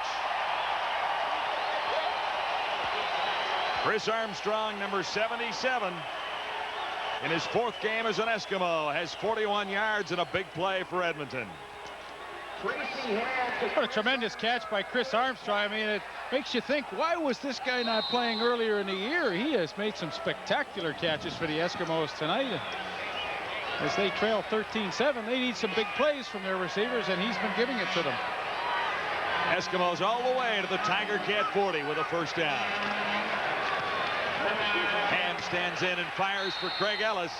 Pretty close to a 1st down. We'll see where they spot the ball. Gains about 9 yards on the play. Brought down by Brian Hill to the Ticats. Craig Ellis so good at finding the open hole in the zone. They know that the Ticats like to play zone on 1st down, and he works his way so many times into that open area between linebackers, and he is a good target for Tracy Ham to find. And Craig Ellis is closing in on 1,000 yards for the season, which will be his 3rd year in the row. Yeah, it will be nothing new for him. Marshall on 2nd and 1. Blake Marshall He'll have the 1st down. John Moulton with the tackle for the Ticats.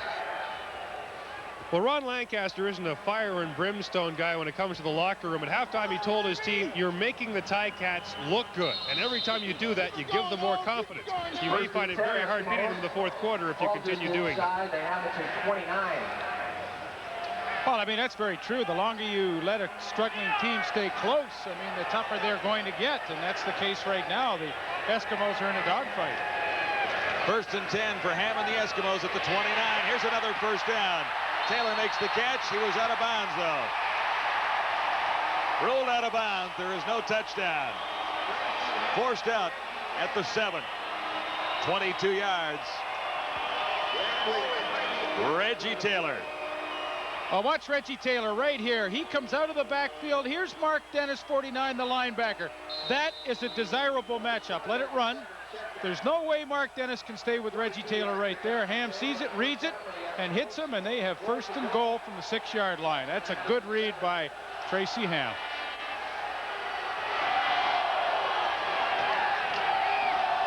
Ham has room to the far side to go himself. Can he make it? He has the touchdown. Just snuck in at the corner in front of Dawson.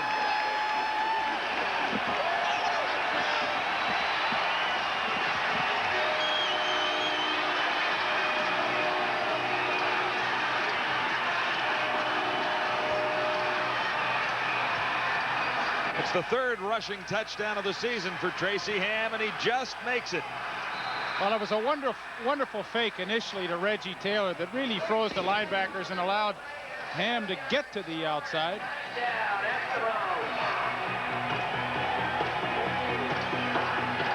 All even at Commonwealth. But now Dorsey gives the Eskimos the lead. Tracy Ham. A 7-yard touchdown. And the Eskimos have the lead once more.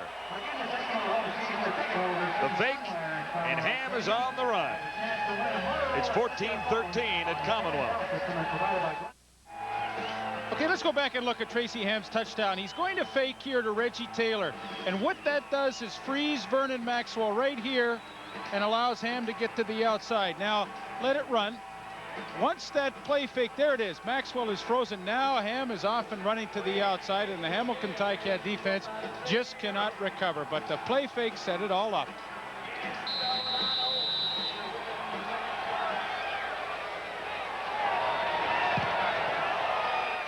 The kickoff comes to Nick Mazzoli. He's been excellent on returns all night and has a pretty good one going for the Tiger Cats out across the 40 to the 42. Nick Mazzoli on the our matchup tonight. Sorry, David Bailey against Randy Ambrosi. And remember the pass Reggie Taylor got to set up the Ham touchdown? Well, the protection was fabulous, and that's because Randy Ambrosi did a super job on David Bailey. Little help from Rod Kahn up to center, but that's a matchup we are following. Ticats have put a little more pressure on Tracy Ham tonight than they have been the quarterbacks in the past, but not enough to stop Edmonton from scoring. 14-13, the Eskimos lead. Ticats on first down. Dillon goes for a bundle, and he's a little too far for Tony Champion. Edmonton's opening possession of the second half is a 5-play, 81-yard drive, capped off by Tracy Ham from 7 yards out.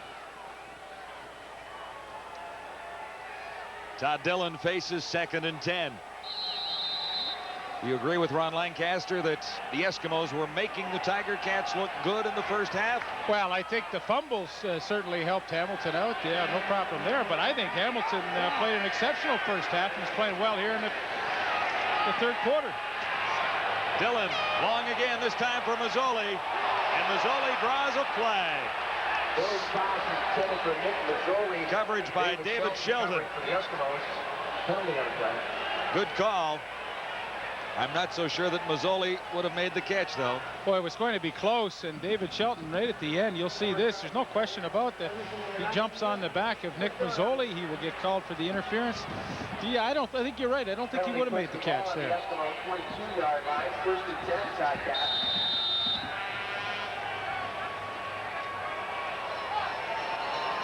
He's cheering the red flag. There's no doubt about it. 46 yards. The net for the Tiger Cats. 1st and 10, Hamilton. Dillon looks to the end zone. Abraire couldn't make the catch.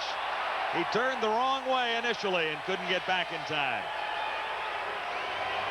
Boy, the Eskimos have made a bunch of mistakes in the secondary tonight. That's the second time that number 3, Dan Murphy, the middle safety, has just been caught flat-footed. Ken Abraire, he did a great job to turn around and try and catch his ball. Would have been a spectacular catch because he was looking over the inside shoulder, but Dan Murphy in the middle, he is getting caught a lot and not helping out on those long passes. 2nd and 10 for the Tiger Cats at the Eskimo 22. It's Edmonton leading by 1, 14-13. Tipped, I believe. Dillon's pass looked to be intended for Jamie Morris on the play. Hey, we're going to that guy. What's John steamed up about? I think he thinks there should have been interference there when the ball was in the air. I didn't see it. Dillon will hold. Osbaldiston tries a 29-yard kick. 8:28 to go, third quarter. This for the lead. Osbaldiston is wide. So he gets the tie. From 29 yards out, Paul Osbaldiston misses. He's not the happiest guy in the park. It's all even. Third quarter at Commonwealth in Edmonton. We heard earlier what it sounds like when Miles Gorell is playing, but Miles is also one of the most outspoken players in the Canadian Football League. Let's hear what it sounds like when Miles is on the bench. That's all it was. Too big a step in my. No. No, I know, but now I think about it now. I'm going because. I didn't see him. I put my hand in. Yeah. All of a sudden I saw. See, I step out like this. Yeah. That's bring on 80-81. Like No, well, I didn't bring ruck that time. So it's just my fault. Offensive line coach Miles Gorell. Well, part-time coach. 1st and 10 Edmonton, beginning at the 35. Reggie Taylor. Taylor has 8. About 7 yards. We're about halfway through the third quarter now, and if I was Tracy Ham and Ron Lancaster, I would just say, look, Hamilton's defense is 7th in the league against the rush. We're just going to start to run that ball right down their throats and try and wear down that front 7. Game tied, halfway through the third quarter. I think that would be the strategy for Edmonton on offense right now. Try and wear Hamilton down. 2nd and 2. Marshall doesn't get the first down. What a great tackle by Mark Dennis, number 49, the outside linebacker. That is a super play to bring the big man down. Here comes Marshall. He has to bounce it to the outside because there's good penetration initially, and Mark Dennis with a super effort. I haven't seen Edmonton stop so many times tonight in short yardage situations. I mean, we talked in the opening, that was one of their strengths, but Hamilton has really neutralized that strength tonight. And McEready is in again on 3rd and a long one. McEready back inside his 30, dropped it. And lots of time to get the punt away. Bouncing back as the Eskimos try and get out of the way, and a flag comes down.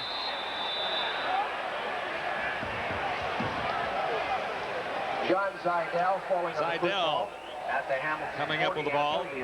27-yard punt for McEready.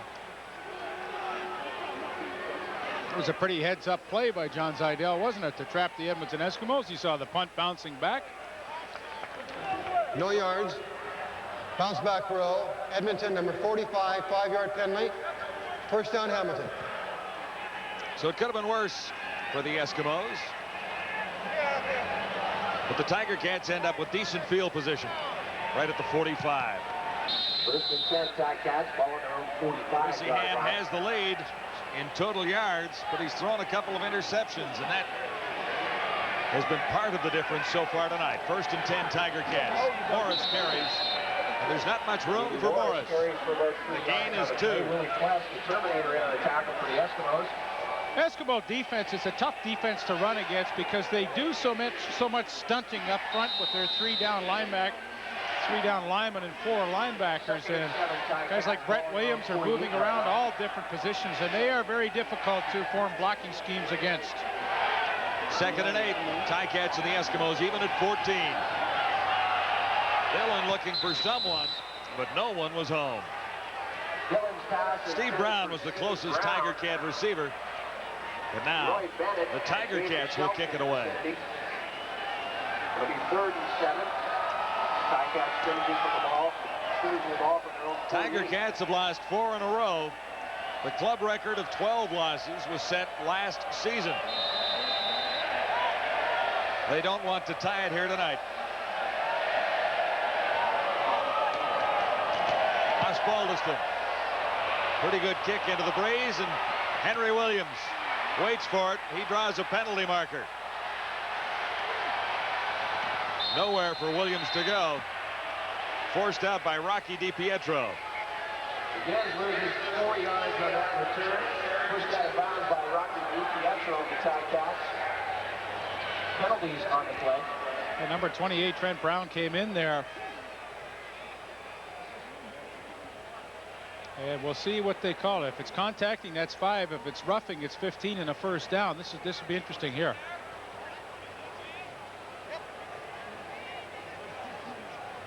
Penalties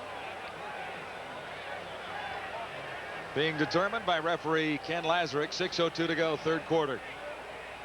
It's all even at 14 so far at Commonwealth.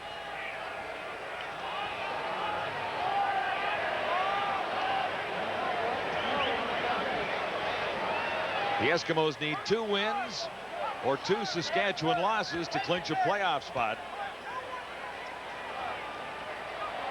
And the Tiger Cats are making it a little difficult here tonight. No yards. Hamilton, number 26, contacting the kicker. Number 28, Edmonton, 5-yard penalty. Repeat, 3rd down. So it's still a kicking situation for Osbaldiston and the Tiger Cats.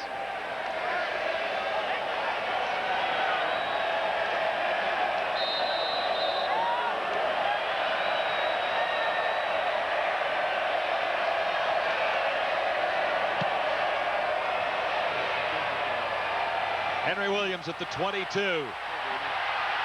Best return of the night for Gizmo.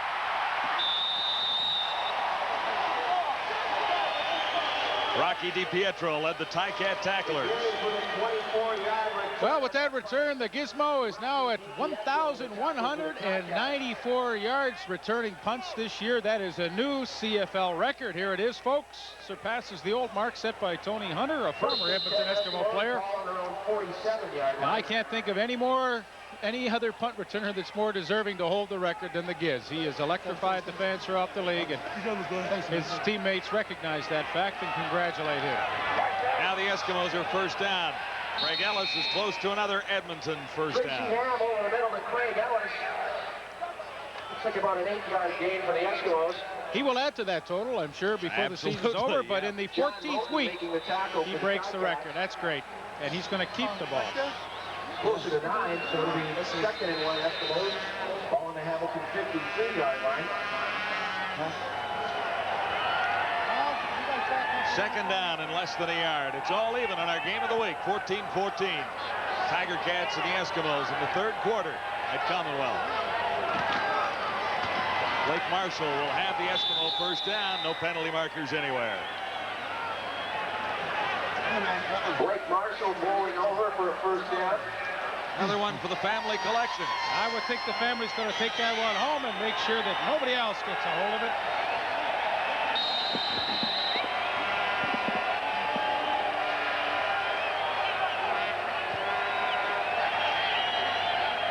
The Eskimos. First and 10. At the Tiger Cat 50.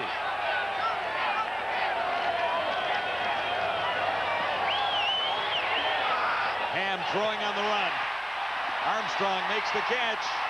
Forced out near the 21. Chris Armstrong, number 77. Good night for the Eskimos. A 30-yard pickup there. And number 77 has had a pretty good evening. Yes, he has. Once he was able to find the open hole there, they have to get it over the top of the linebacker, John Moten, and then Bobby Dawson can't get there. Chris Armstrong with a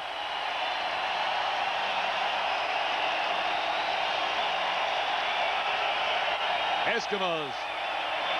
First and 10 at the 21. Ham got big pressure that time.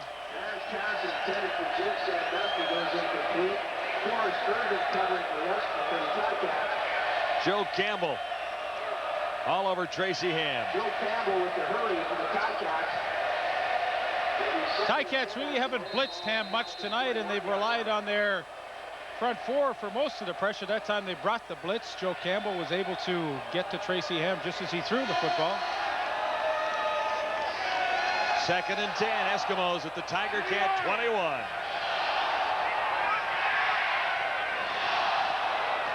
Problem with the exchange. Ham gets back, throws to the end zone. Ellis. Oh!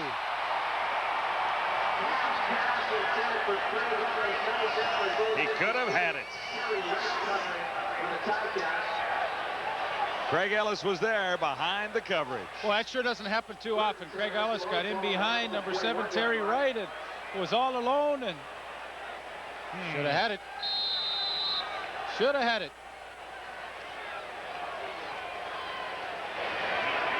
Dean Dorsey. Quite a number for a kicker, isn't it? Number 87. Yeah, I've not seen that. Oh. Maybe that was his best year, 1987. He's trying to remind himself of that. The Eskimos in the lead by 3. A 28-yard field goal by Dean Dorsey. 17-14.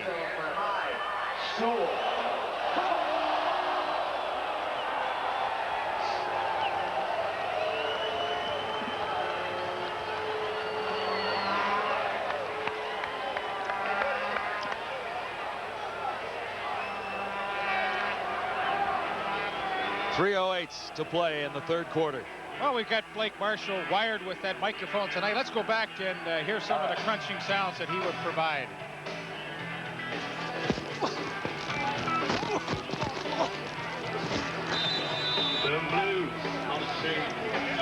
It's not easy down there. 17-14. Edmonton leading Hamilton. Ready for the Eskimo kickoff.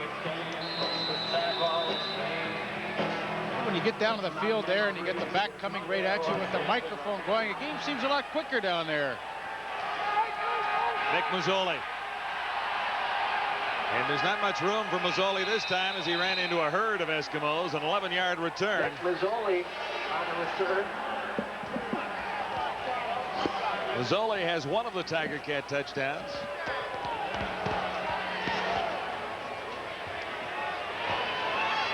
A 12-yard return for Mazzoli. Led by a whole bunch of Eskimos. It'll be first and 10 Ticats. Ticats from the 36. Ball on the Hamilton 36-yard line.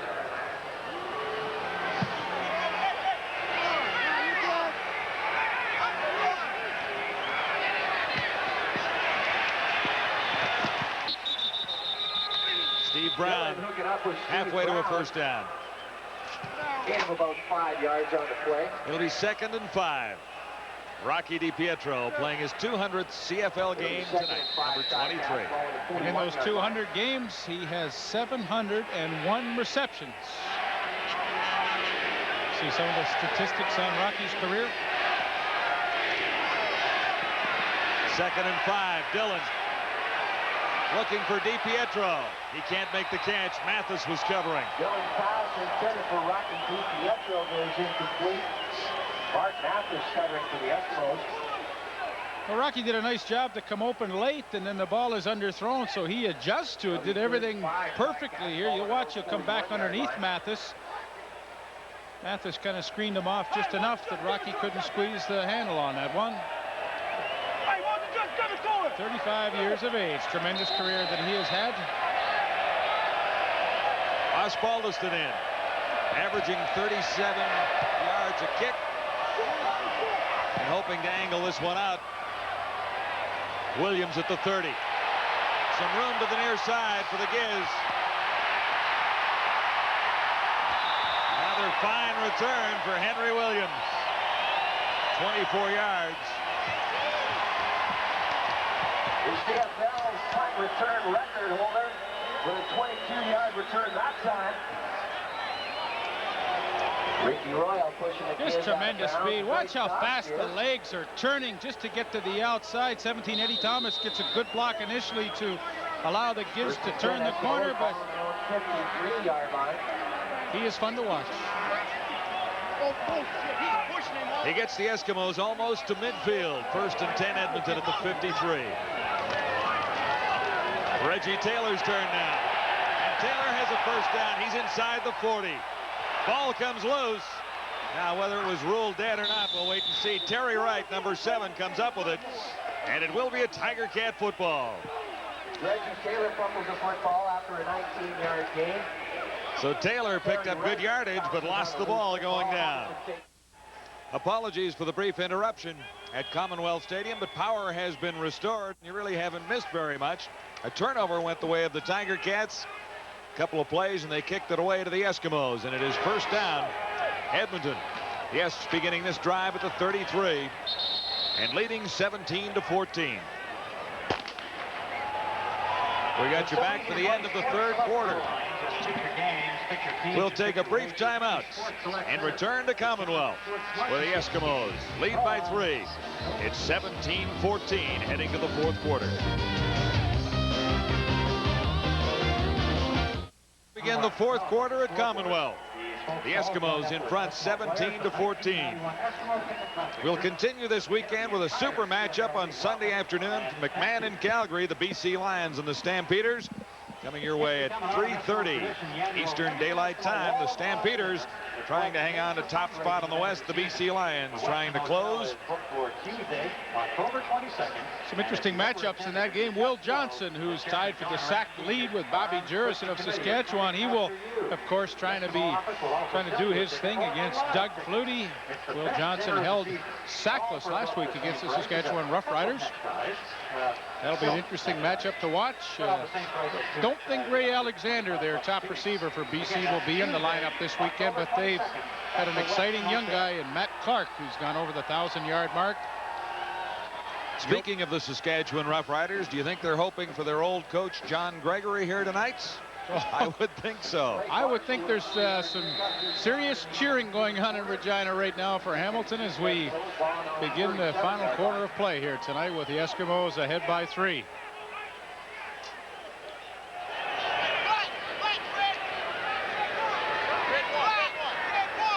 Second and 5. Tracy Ham in some difficulty, now throwing on the run. Tipped and almost intercepted, or at least an opportunity for the interception there for the Hamilton Tiger Cats. The Eskimos have had turnover troubles tonight. 3rd quarter statistics are brought to you by General Motors, and there's that number again. Turnovers 6-1 in Edmonton's disfavor, even though the Eskimos have racked up 342 yards in net yards. What's funny, you know, coming into tonight's game, the Eskimos were on the plus side of the takeaway giveaway category, but with those 6, they will go into a minus situation for the year. Very uncharacteristic of an Edmonton football team. You traditionally think of them as a team that takes the ball away a lot more than it gives it up. McAreedy's kick is not deep. Nick Mazzoli ran into one of his own blockers, and then a couple of Eskimo tacklers. -3 on the return. Jed Roberts led the Edmonton pursuit.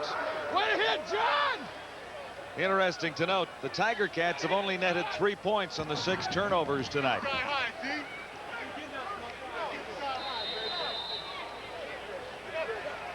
By quarters so far, the Eskimos with 10 in the third after the Tiger Cats took the lead. It is now 17-14. Morris. This is a great run for the Tiger Cats. Jamie Morris, as he crosses the 45 and is down to the 40-yard line. Jamie Morris with a 35-yard pickup. We always hope to get a key block at the point of attack. They got it from Ken Abraire, 17, on Leroy Blue, and he kicked Blue to the outside. Jamie Morris cut it back, and Hamilton not noted for a running game. In fact, they are last in the league in that department. Get a pretty key run from Jamie Morris right there. 33 yards. Dillon has a first down at the 41, and another one on the strike to Tony Champion. He's almost to the 25. Really an impromptu play that worked for Todd Dillon. He wanted to throw the quick screen to the wide side of the field. It was covered, so he decided, I better roll out and try and make something happen. He did. He found Champion, and they keep their drive going. But look, you see right there, he wants to throw it quickly left, but they covered it so well. But he improvises, and good catch here by Champion. He's going to take a hit from Danny Bass. 1st and 10, Tiger Cats. Penalty marker down. The catch made by Steve Brown. Steve Brown. Leroy Blue hitting immediately. Penalty play. Check out the infraction. It looks like it might be against the Eskimos. Ken Lazarek talks it over with the Ticat captains.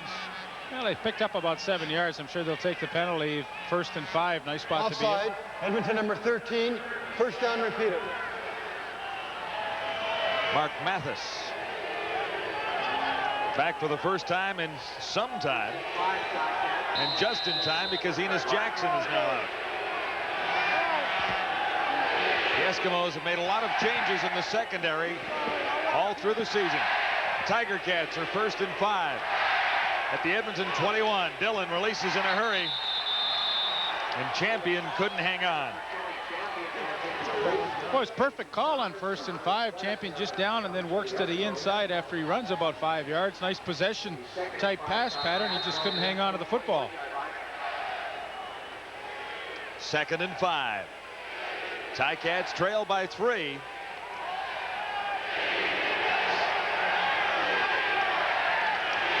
Dillon lost the ball and tripped going backwards.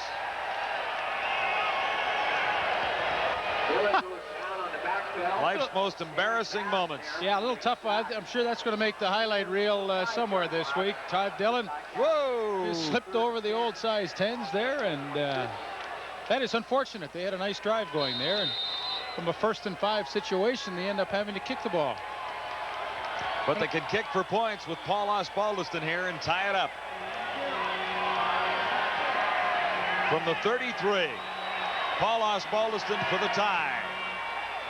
This time he's on target, and it's all even at 17.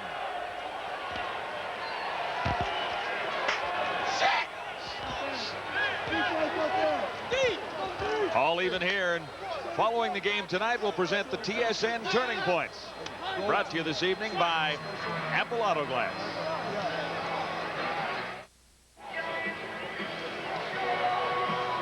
(17-17). The Tiger Cats hang in against the favored Edmonton Eskimos. Edmonton 1st and 10, beginning at the 35.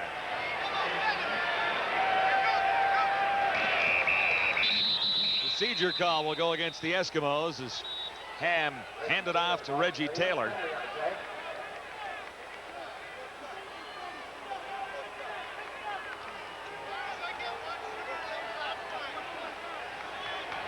Time count violation. Edmonton number 8. Still first down. First and 15 Eskimos, ball on the 30-yard line.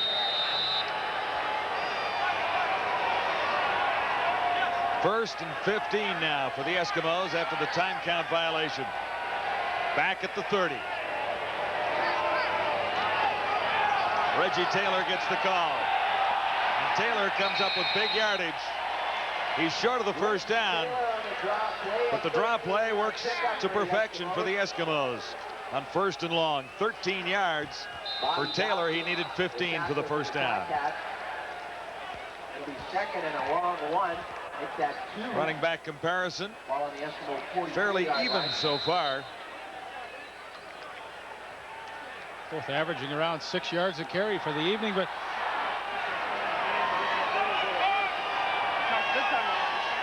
Second and 2 Edmonton out at the 43 of the Eskimos. Blake Marshall in short yardage, and he'll have the first down. Stopped by Brian Hilt. Well, the Ticats have really done a super job tonight for the most part against the Edmonton Eskimo. Awesome short yardage offense. This time Brian Hilk is right in the hole to meet Blake Marshall, but Marshall just a little too powerful for him, and he carries him for 2 or 3 yards and picks up the first down. Reggie Taylor has gone over the 1,000-yard mark as a result of his previous carry. A gain of 13. This is Taylor. On first down, he picks up close to 9. For about 9 yards on the play. Brian Hilt again making the tackle for the Ticats. Well, there's the numbers for Reggie Taylor as he cracks that 1,000-yard mark. Good benchmark for running backs in the Canadian Football League. It's nice to have that running game in the fourth quarter now, too, with a little over 9 minutes remaining. Tie ball game. Nice to be able to grind away and not have to put the ball in the air on every play. 17-17. And the Eskimos have another first down on 2nd and 1. We had a nice chat with John Gregory, the head coach of the Ticats, before the game, and this is the area where he said was so critical for his club right now. The last 3 games they have been in positions to win a game, but they just have not won any ball games this year. They don't know how to win at this stage. And it's another perfect example. 17-17 in the fourth quarter. Certainly a game that they have every possibility to win tonight, but will they be able to get over the hump? They may look back at that 1st and 5 opportunity inside the 25. This is 1st and 10 for the Eskimos, and Ham fired low for Armstrong. Number 77, Chris Armstrong, has had a decent night tonight. That pass slightly underthrown. Let's go back and have a look at David Bailey, the youngster on the defensive line for the Ticats, and Randy Ambrosi working him to the inside. Gets a little help on the turn back blocking scheme for Trevor Bowles. Of course, Tracy Ham working to the outside. The lineman kind of double teaming on old David right there. They kept him away from Tracy Ham. 2nd and 10. The Eskimos are at the Ticat 52.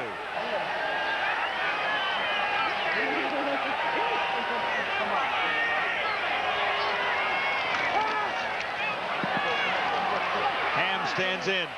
Can he get away this time? Looking for Craig Ellis, who broke away from coverage. But Ham, under pressure, was forced to throw it long. Ticat linebackers have done a good job most of the night at squeezing down the inside passing lanes that Craig Ellis likes to work into. And there you see John Moten, 42, right in the middle of your screen. He's all over Ellis, and that's who Tracy Ham wanted to throw to initially. By the time Ellis comes open, it's far too late as the pressure came on Tracy Ham. But John Moten, Pete Giftopoulos, and Brian Hilk have all done a nice job squeezing down those hook lanes that are a favorite area of the Eskimo offense. Ray McAreedy on 3rd down. Nick Mazzoli waits inside his 10. Markers are down. And so is Mazzoli out near the 14, a 4-yard return. Well, going into tonight's game, the Eskimos were averaging 37,225 in their first 6 home games. With 5 Buck Friday, all for all the high schoolers. It sounds like they're having a very good time. It'll be a legal block and a roughing penalty called against Hamilton. The Eskimos say thank you. Time out on the field with 8:08 to go. Final week In the fourth quarter, it's all even at 17. The last 2 regular season games. Sunday, October the 20th at 1:30. And the discussion continues. John Gregory looking for his second win as head coach of the Hamilton Tiger Cats. He won his first game. He's lost 4 in a row since then. But Gregory and the Tiger Cats are not out of this one yet. It's all even. 2 penalties against the Tiger Cats on the punt return, and Hamilton begins this drive back at the 3. We'll see how much the Tiger Cat offense has improved as they start this drive. Well, you know, you go back in each football game and you look at certain points of the game where it became critical for either team, and this is it right now. I mean, Morris carried. It's a tough spot for Hamilton to grind it out. John Gregory knows that. They don't have the great running game, and of course, glorious spot for the Edmonton defense to tighten up and get the ball back quickly for their offense in great field position. Ron Lancaster knows that at this point, halfway through the fourth quarter, his team has a chance right now to take control of this football game. 2nd and 10. Dillon needs a completion here, and he's over the head of Steve Brown. So the Tiger Cats will kick it away. Osbaldiston heads in.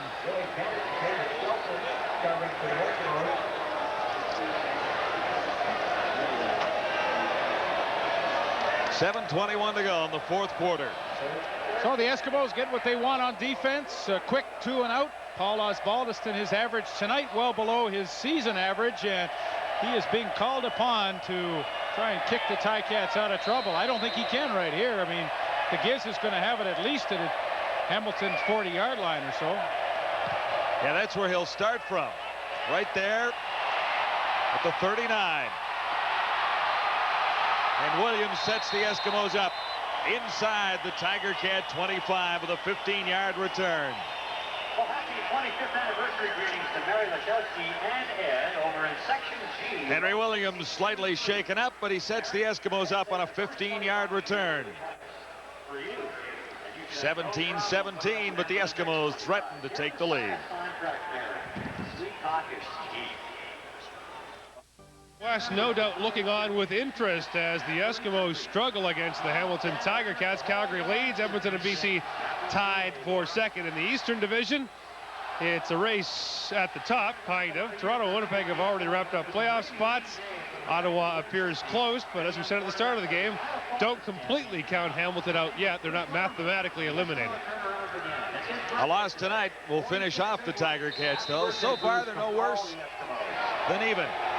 But the Eskimos have a first down. At the Tiger Cat 24. Reggie Taylor lost the ball again, and who recovered? Reggie Taylor on the draw play. Brought down after about a 2-yard gain. 2 yards for Taylor, and it was ruled dead. John Gregory. You know, he's hoping for a turnover right here. For the Ticats. Second and 8 Eskimos. Ball on the Hamilton 21-yard line. 2nd and 8 for the Eskimos, already in field goal range. At the Tiger Cat 22. Ham can't get away this time. Joe Campbell, number 45, finally ran down Tracy Ham. Campbell has been close a couple of times. Yes, he has, and the Ticats as a group have put a lot more pressure on the quarterback tonight, Tracy Ham, than they have been able to in the past. Joe Campbell with some speed from the outside finally drags Tracy Ham down from behind, and what a huge play that was. I mean, that has put Dean Dorsey into a position now where into the wind he really has to nail one from 44 yards out. You talk about big plays. Joe Campbell just provided the Tiger Cats with a huge one. Dorsey will have to think about this one. 50% on the night. Dorsey is wide. Ticats give up a point, and the Eskimos take the lead at 18-17. You mentioned earlier that Dean Dorsey wears an unusual number for a kicker, number 87. He wears that number because in 1987 he set the CFL record by kicking 23 consecutive field goals. I knew it. You knew there was something. I knew there had to be a logical reason. Dean's a logical guy. But he won't be kicking 23 straight if he keeps doing that again. First and 10 Ticats. 1 of 3 tonight. 37. Ticats.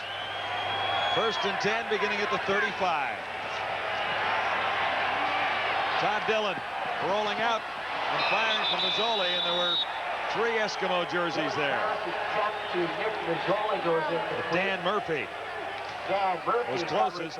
And Dan Murphy put the hit on Nick Mazzoli. Now Mazzoli does a nice job of finding the hole. There he is, but he has to work back towards the quarterback. I know the ball was high, but he has to be a little more disciplined and come back to the quarterback. Dan Murphy finally got a lick in tonight. He's been a little late getting to some of the footballs. Second and 10 Tiger Cats.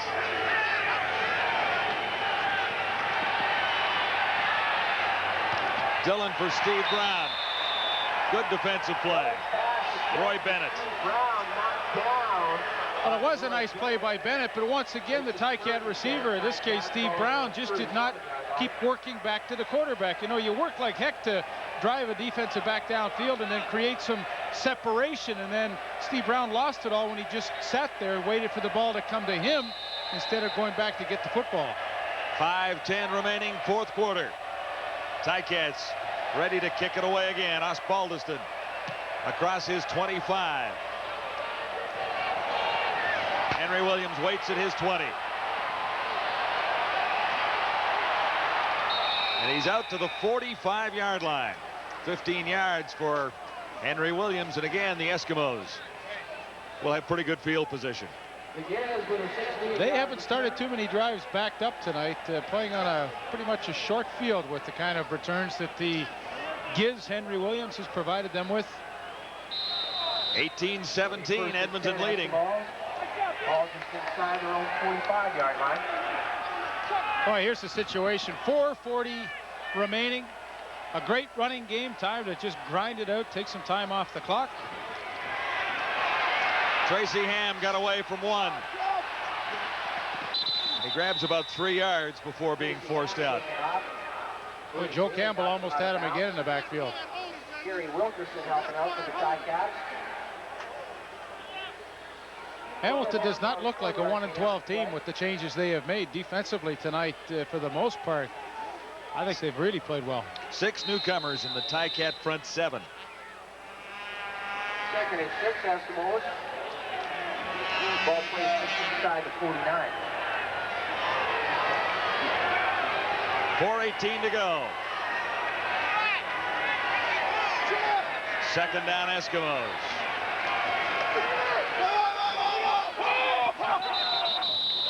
Blake Marshall can't bring it down. So the Tiger Cats aren't quite dead yet. Well, what they're doing is a good job of playing zone coverage on second and down, but they are jamming each Edmonton receiver as he comes off the line of scrimmage and then playing a zone in behind it. And it's taking Edmonton far too long to get into their pass patterns. McEready is in, averaging 34.3 yards a punt tonight. Standing back near his 35. Nick Mazzoli waits near his 20.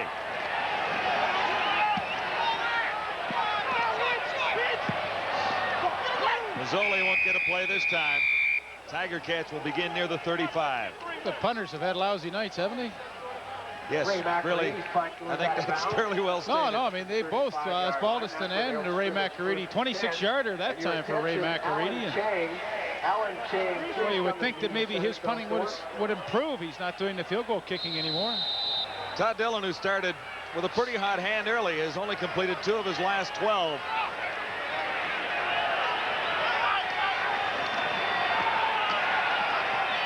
Morris carries, and he's out near the 45, close to a Tiger Cat first down.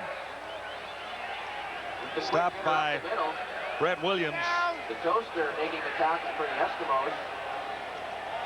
It's close to a first down.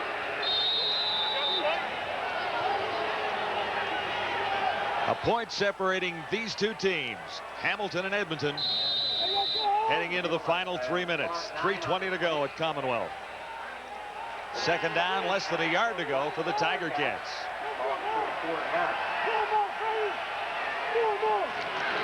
Dillon keeps himself, no flags anywhere, so the Tiger Cats get the first down.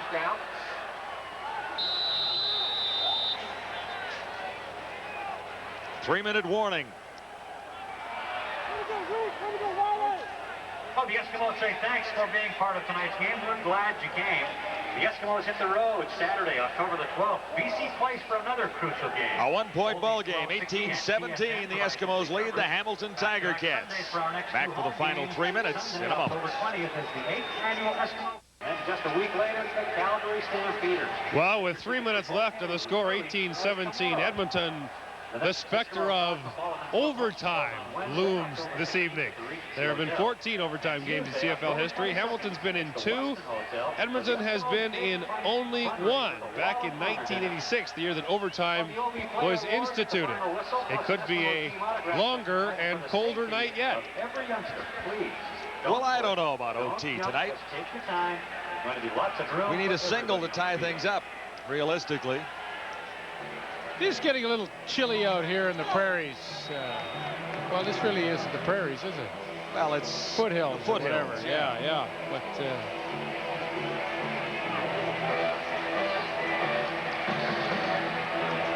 Commonwealth in Edmonton, where the Eskimos are tough to beat, no matter who is in town. Tiger Cats facing a tall order coming into the game, but they played pretty well. And have a chance right now. 1st and 10 at the 46. Jamie Morris. Had a wireless mic on Miles Gorell all evening long. Let's listen in on his showdown along the offensive line. About 2 yards on the play.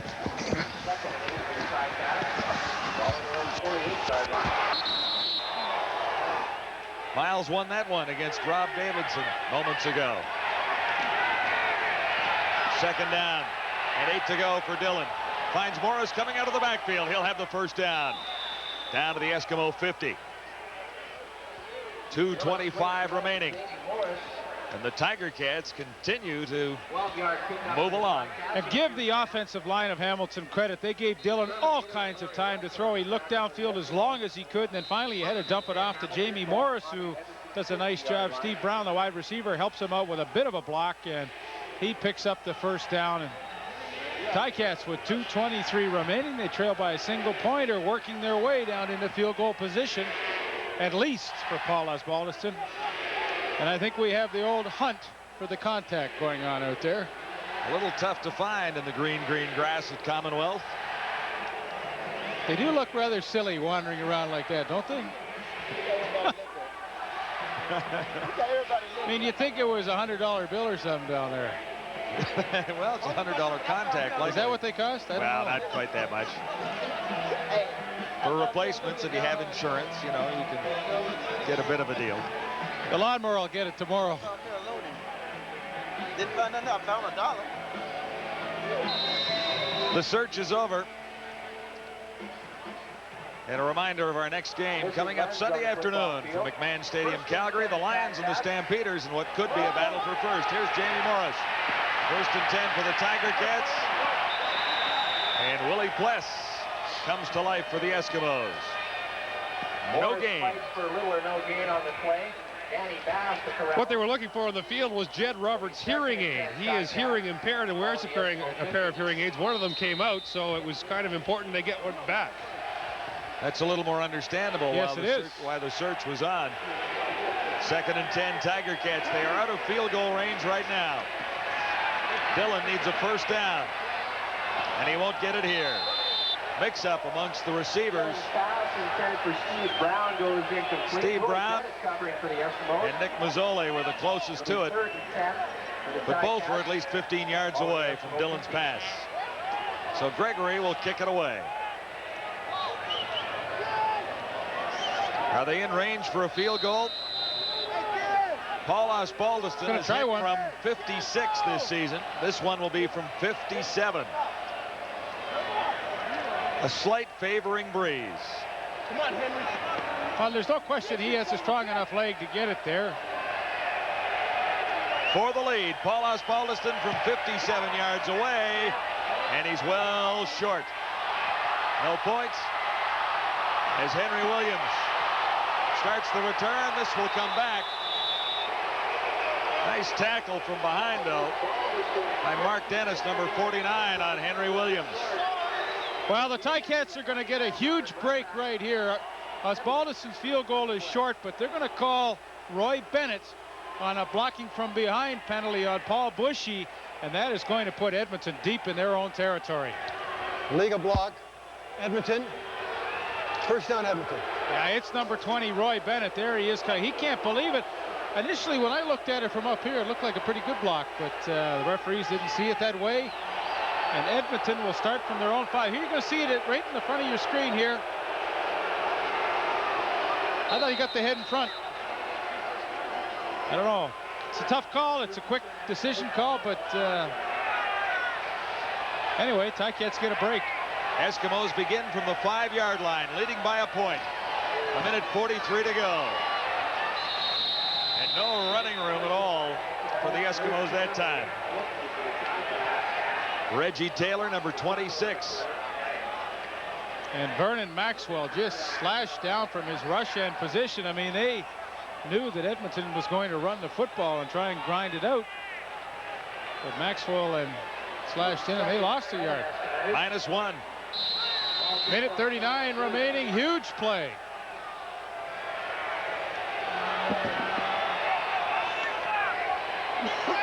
It is 2nd and 11. The Eskimos from the 4-yard line. Ham goes to Mr. Reliable, Craig Ellis, and gets the first down. Sigh of relief from Ron Lancaster. You can almost hear it up here. Well, it's the favorite pass pattern of a Craig Ellis, and in the time of need, he comes through. Good protection for Tracy Ham. Look at the nice passing lane he has to throw downfield, and Terry Wright could not stay with the coverage. Ellis comes up with a huge catch and a first down. 1st and 10 from the 17. Blake Marshall out near the 20 with 1:04 to go. It's a 1-point ball game. Edmonton leading 18-17. Of course, the 1 point too came on a missed field goal while Hamilton decided to give up the single point for field position out to the 35-yard line. They've done a good job on Marshall tonight. Those are his numbers. He's usually used to getting more than 20 yards in a football game. 2nd and long, and Ham takes off himself. They have the first down, sliding safely near the 29. The Eskimos want to control the football. 42 seconds to go. Looking back, that catch by Craig Ellis on 2nd and 11, a big play. Well, no play bigger in this ball game. It really has denied Hamilton a chance now with 38 seconds left to realistically get the ball back. Edmonton, of course, can run off 20 seconds on each play here unless Hamilton calls their final timeout.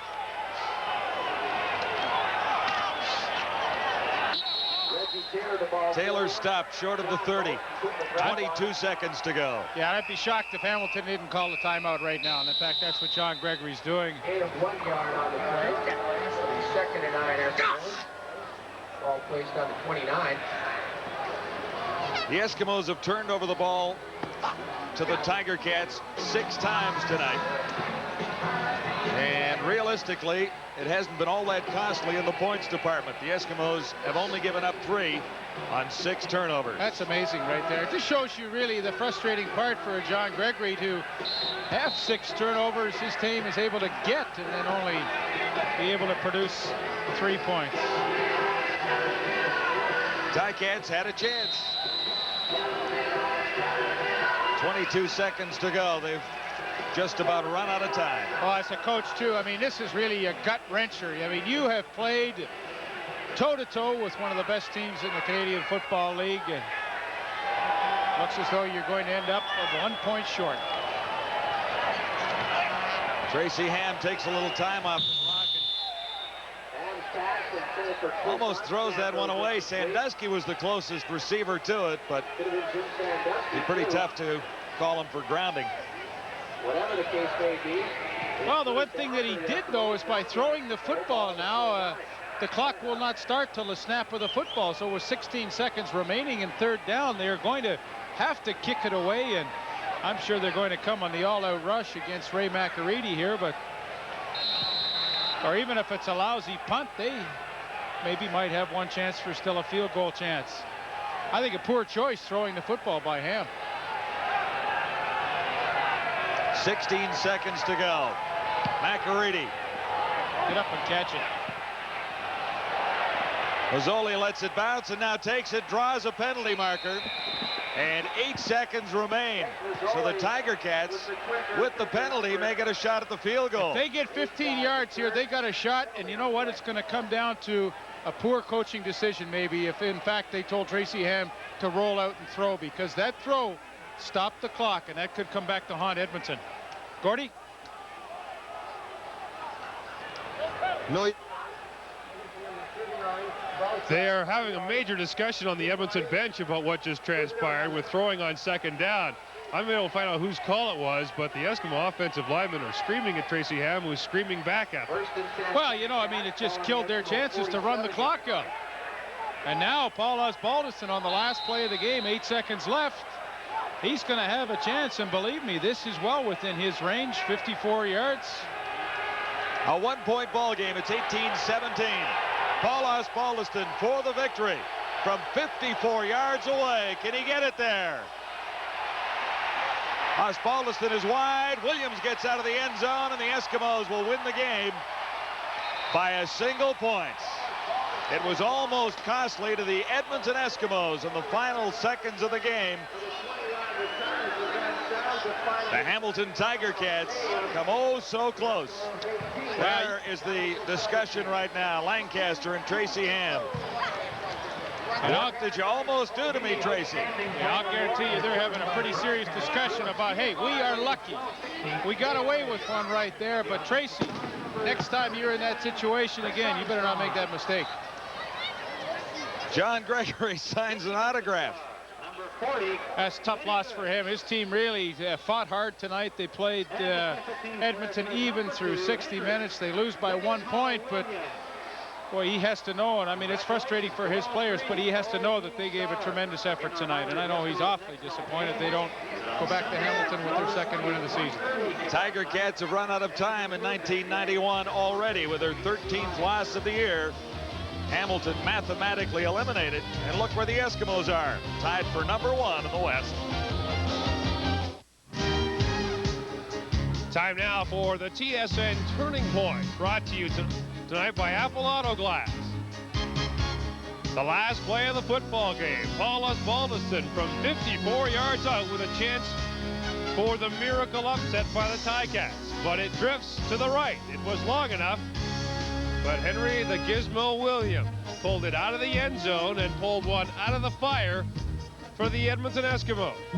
A cash donation will be made to the Coaching Association of Canada for the training and development of Canadian coaches in amateur sport on behalf of TSN and Apple Auto Glass. Saves you money on stone chip windshield repair.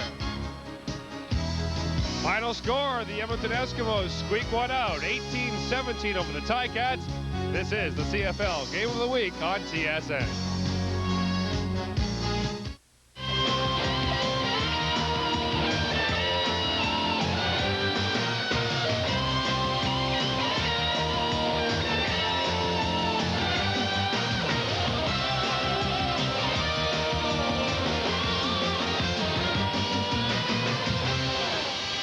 The CFL Game of the Week on TSN is brought to you by GMC Trucks, the trucks more people lean on. And by Diet 7-Up. It's cool to be clear. He set a new CFL record for punt return yardage in the season, and somewhere in that crowd of autograph seekers is Henry the Gizmo Williams, one of the stars of this win tonight by the Edmonton Eskimos. At the end of the season, few people will remember that the Edmonton Eskimos almost lost to a 1-12 football team. But the fact of the matter is, they almost did. It took a miss on the last play of the game by the Hamilton Tiger Cats for Edmonton to pull this one out. As a result, the Eskimos are still in the race for first place in the Western Division. Our next game comes your way on Sunday from McMahon Stadium in Calgary. The Stampeders home to the BC Lions. It starts at 3:30 Eastern Time. It should be a great one as these two teams battle for first place. Our final score from Edmonton: the Eskimos 18, the Ticats 17. For John Wells and Lee Pedersen and all of us at TSN, I'm Gord Miller. So long from Edmonton.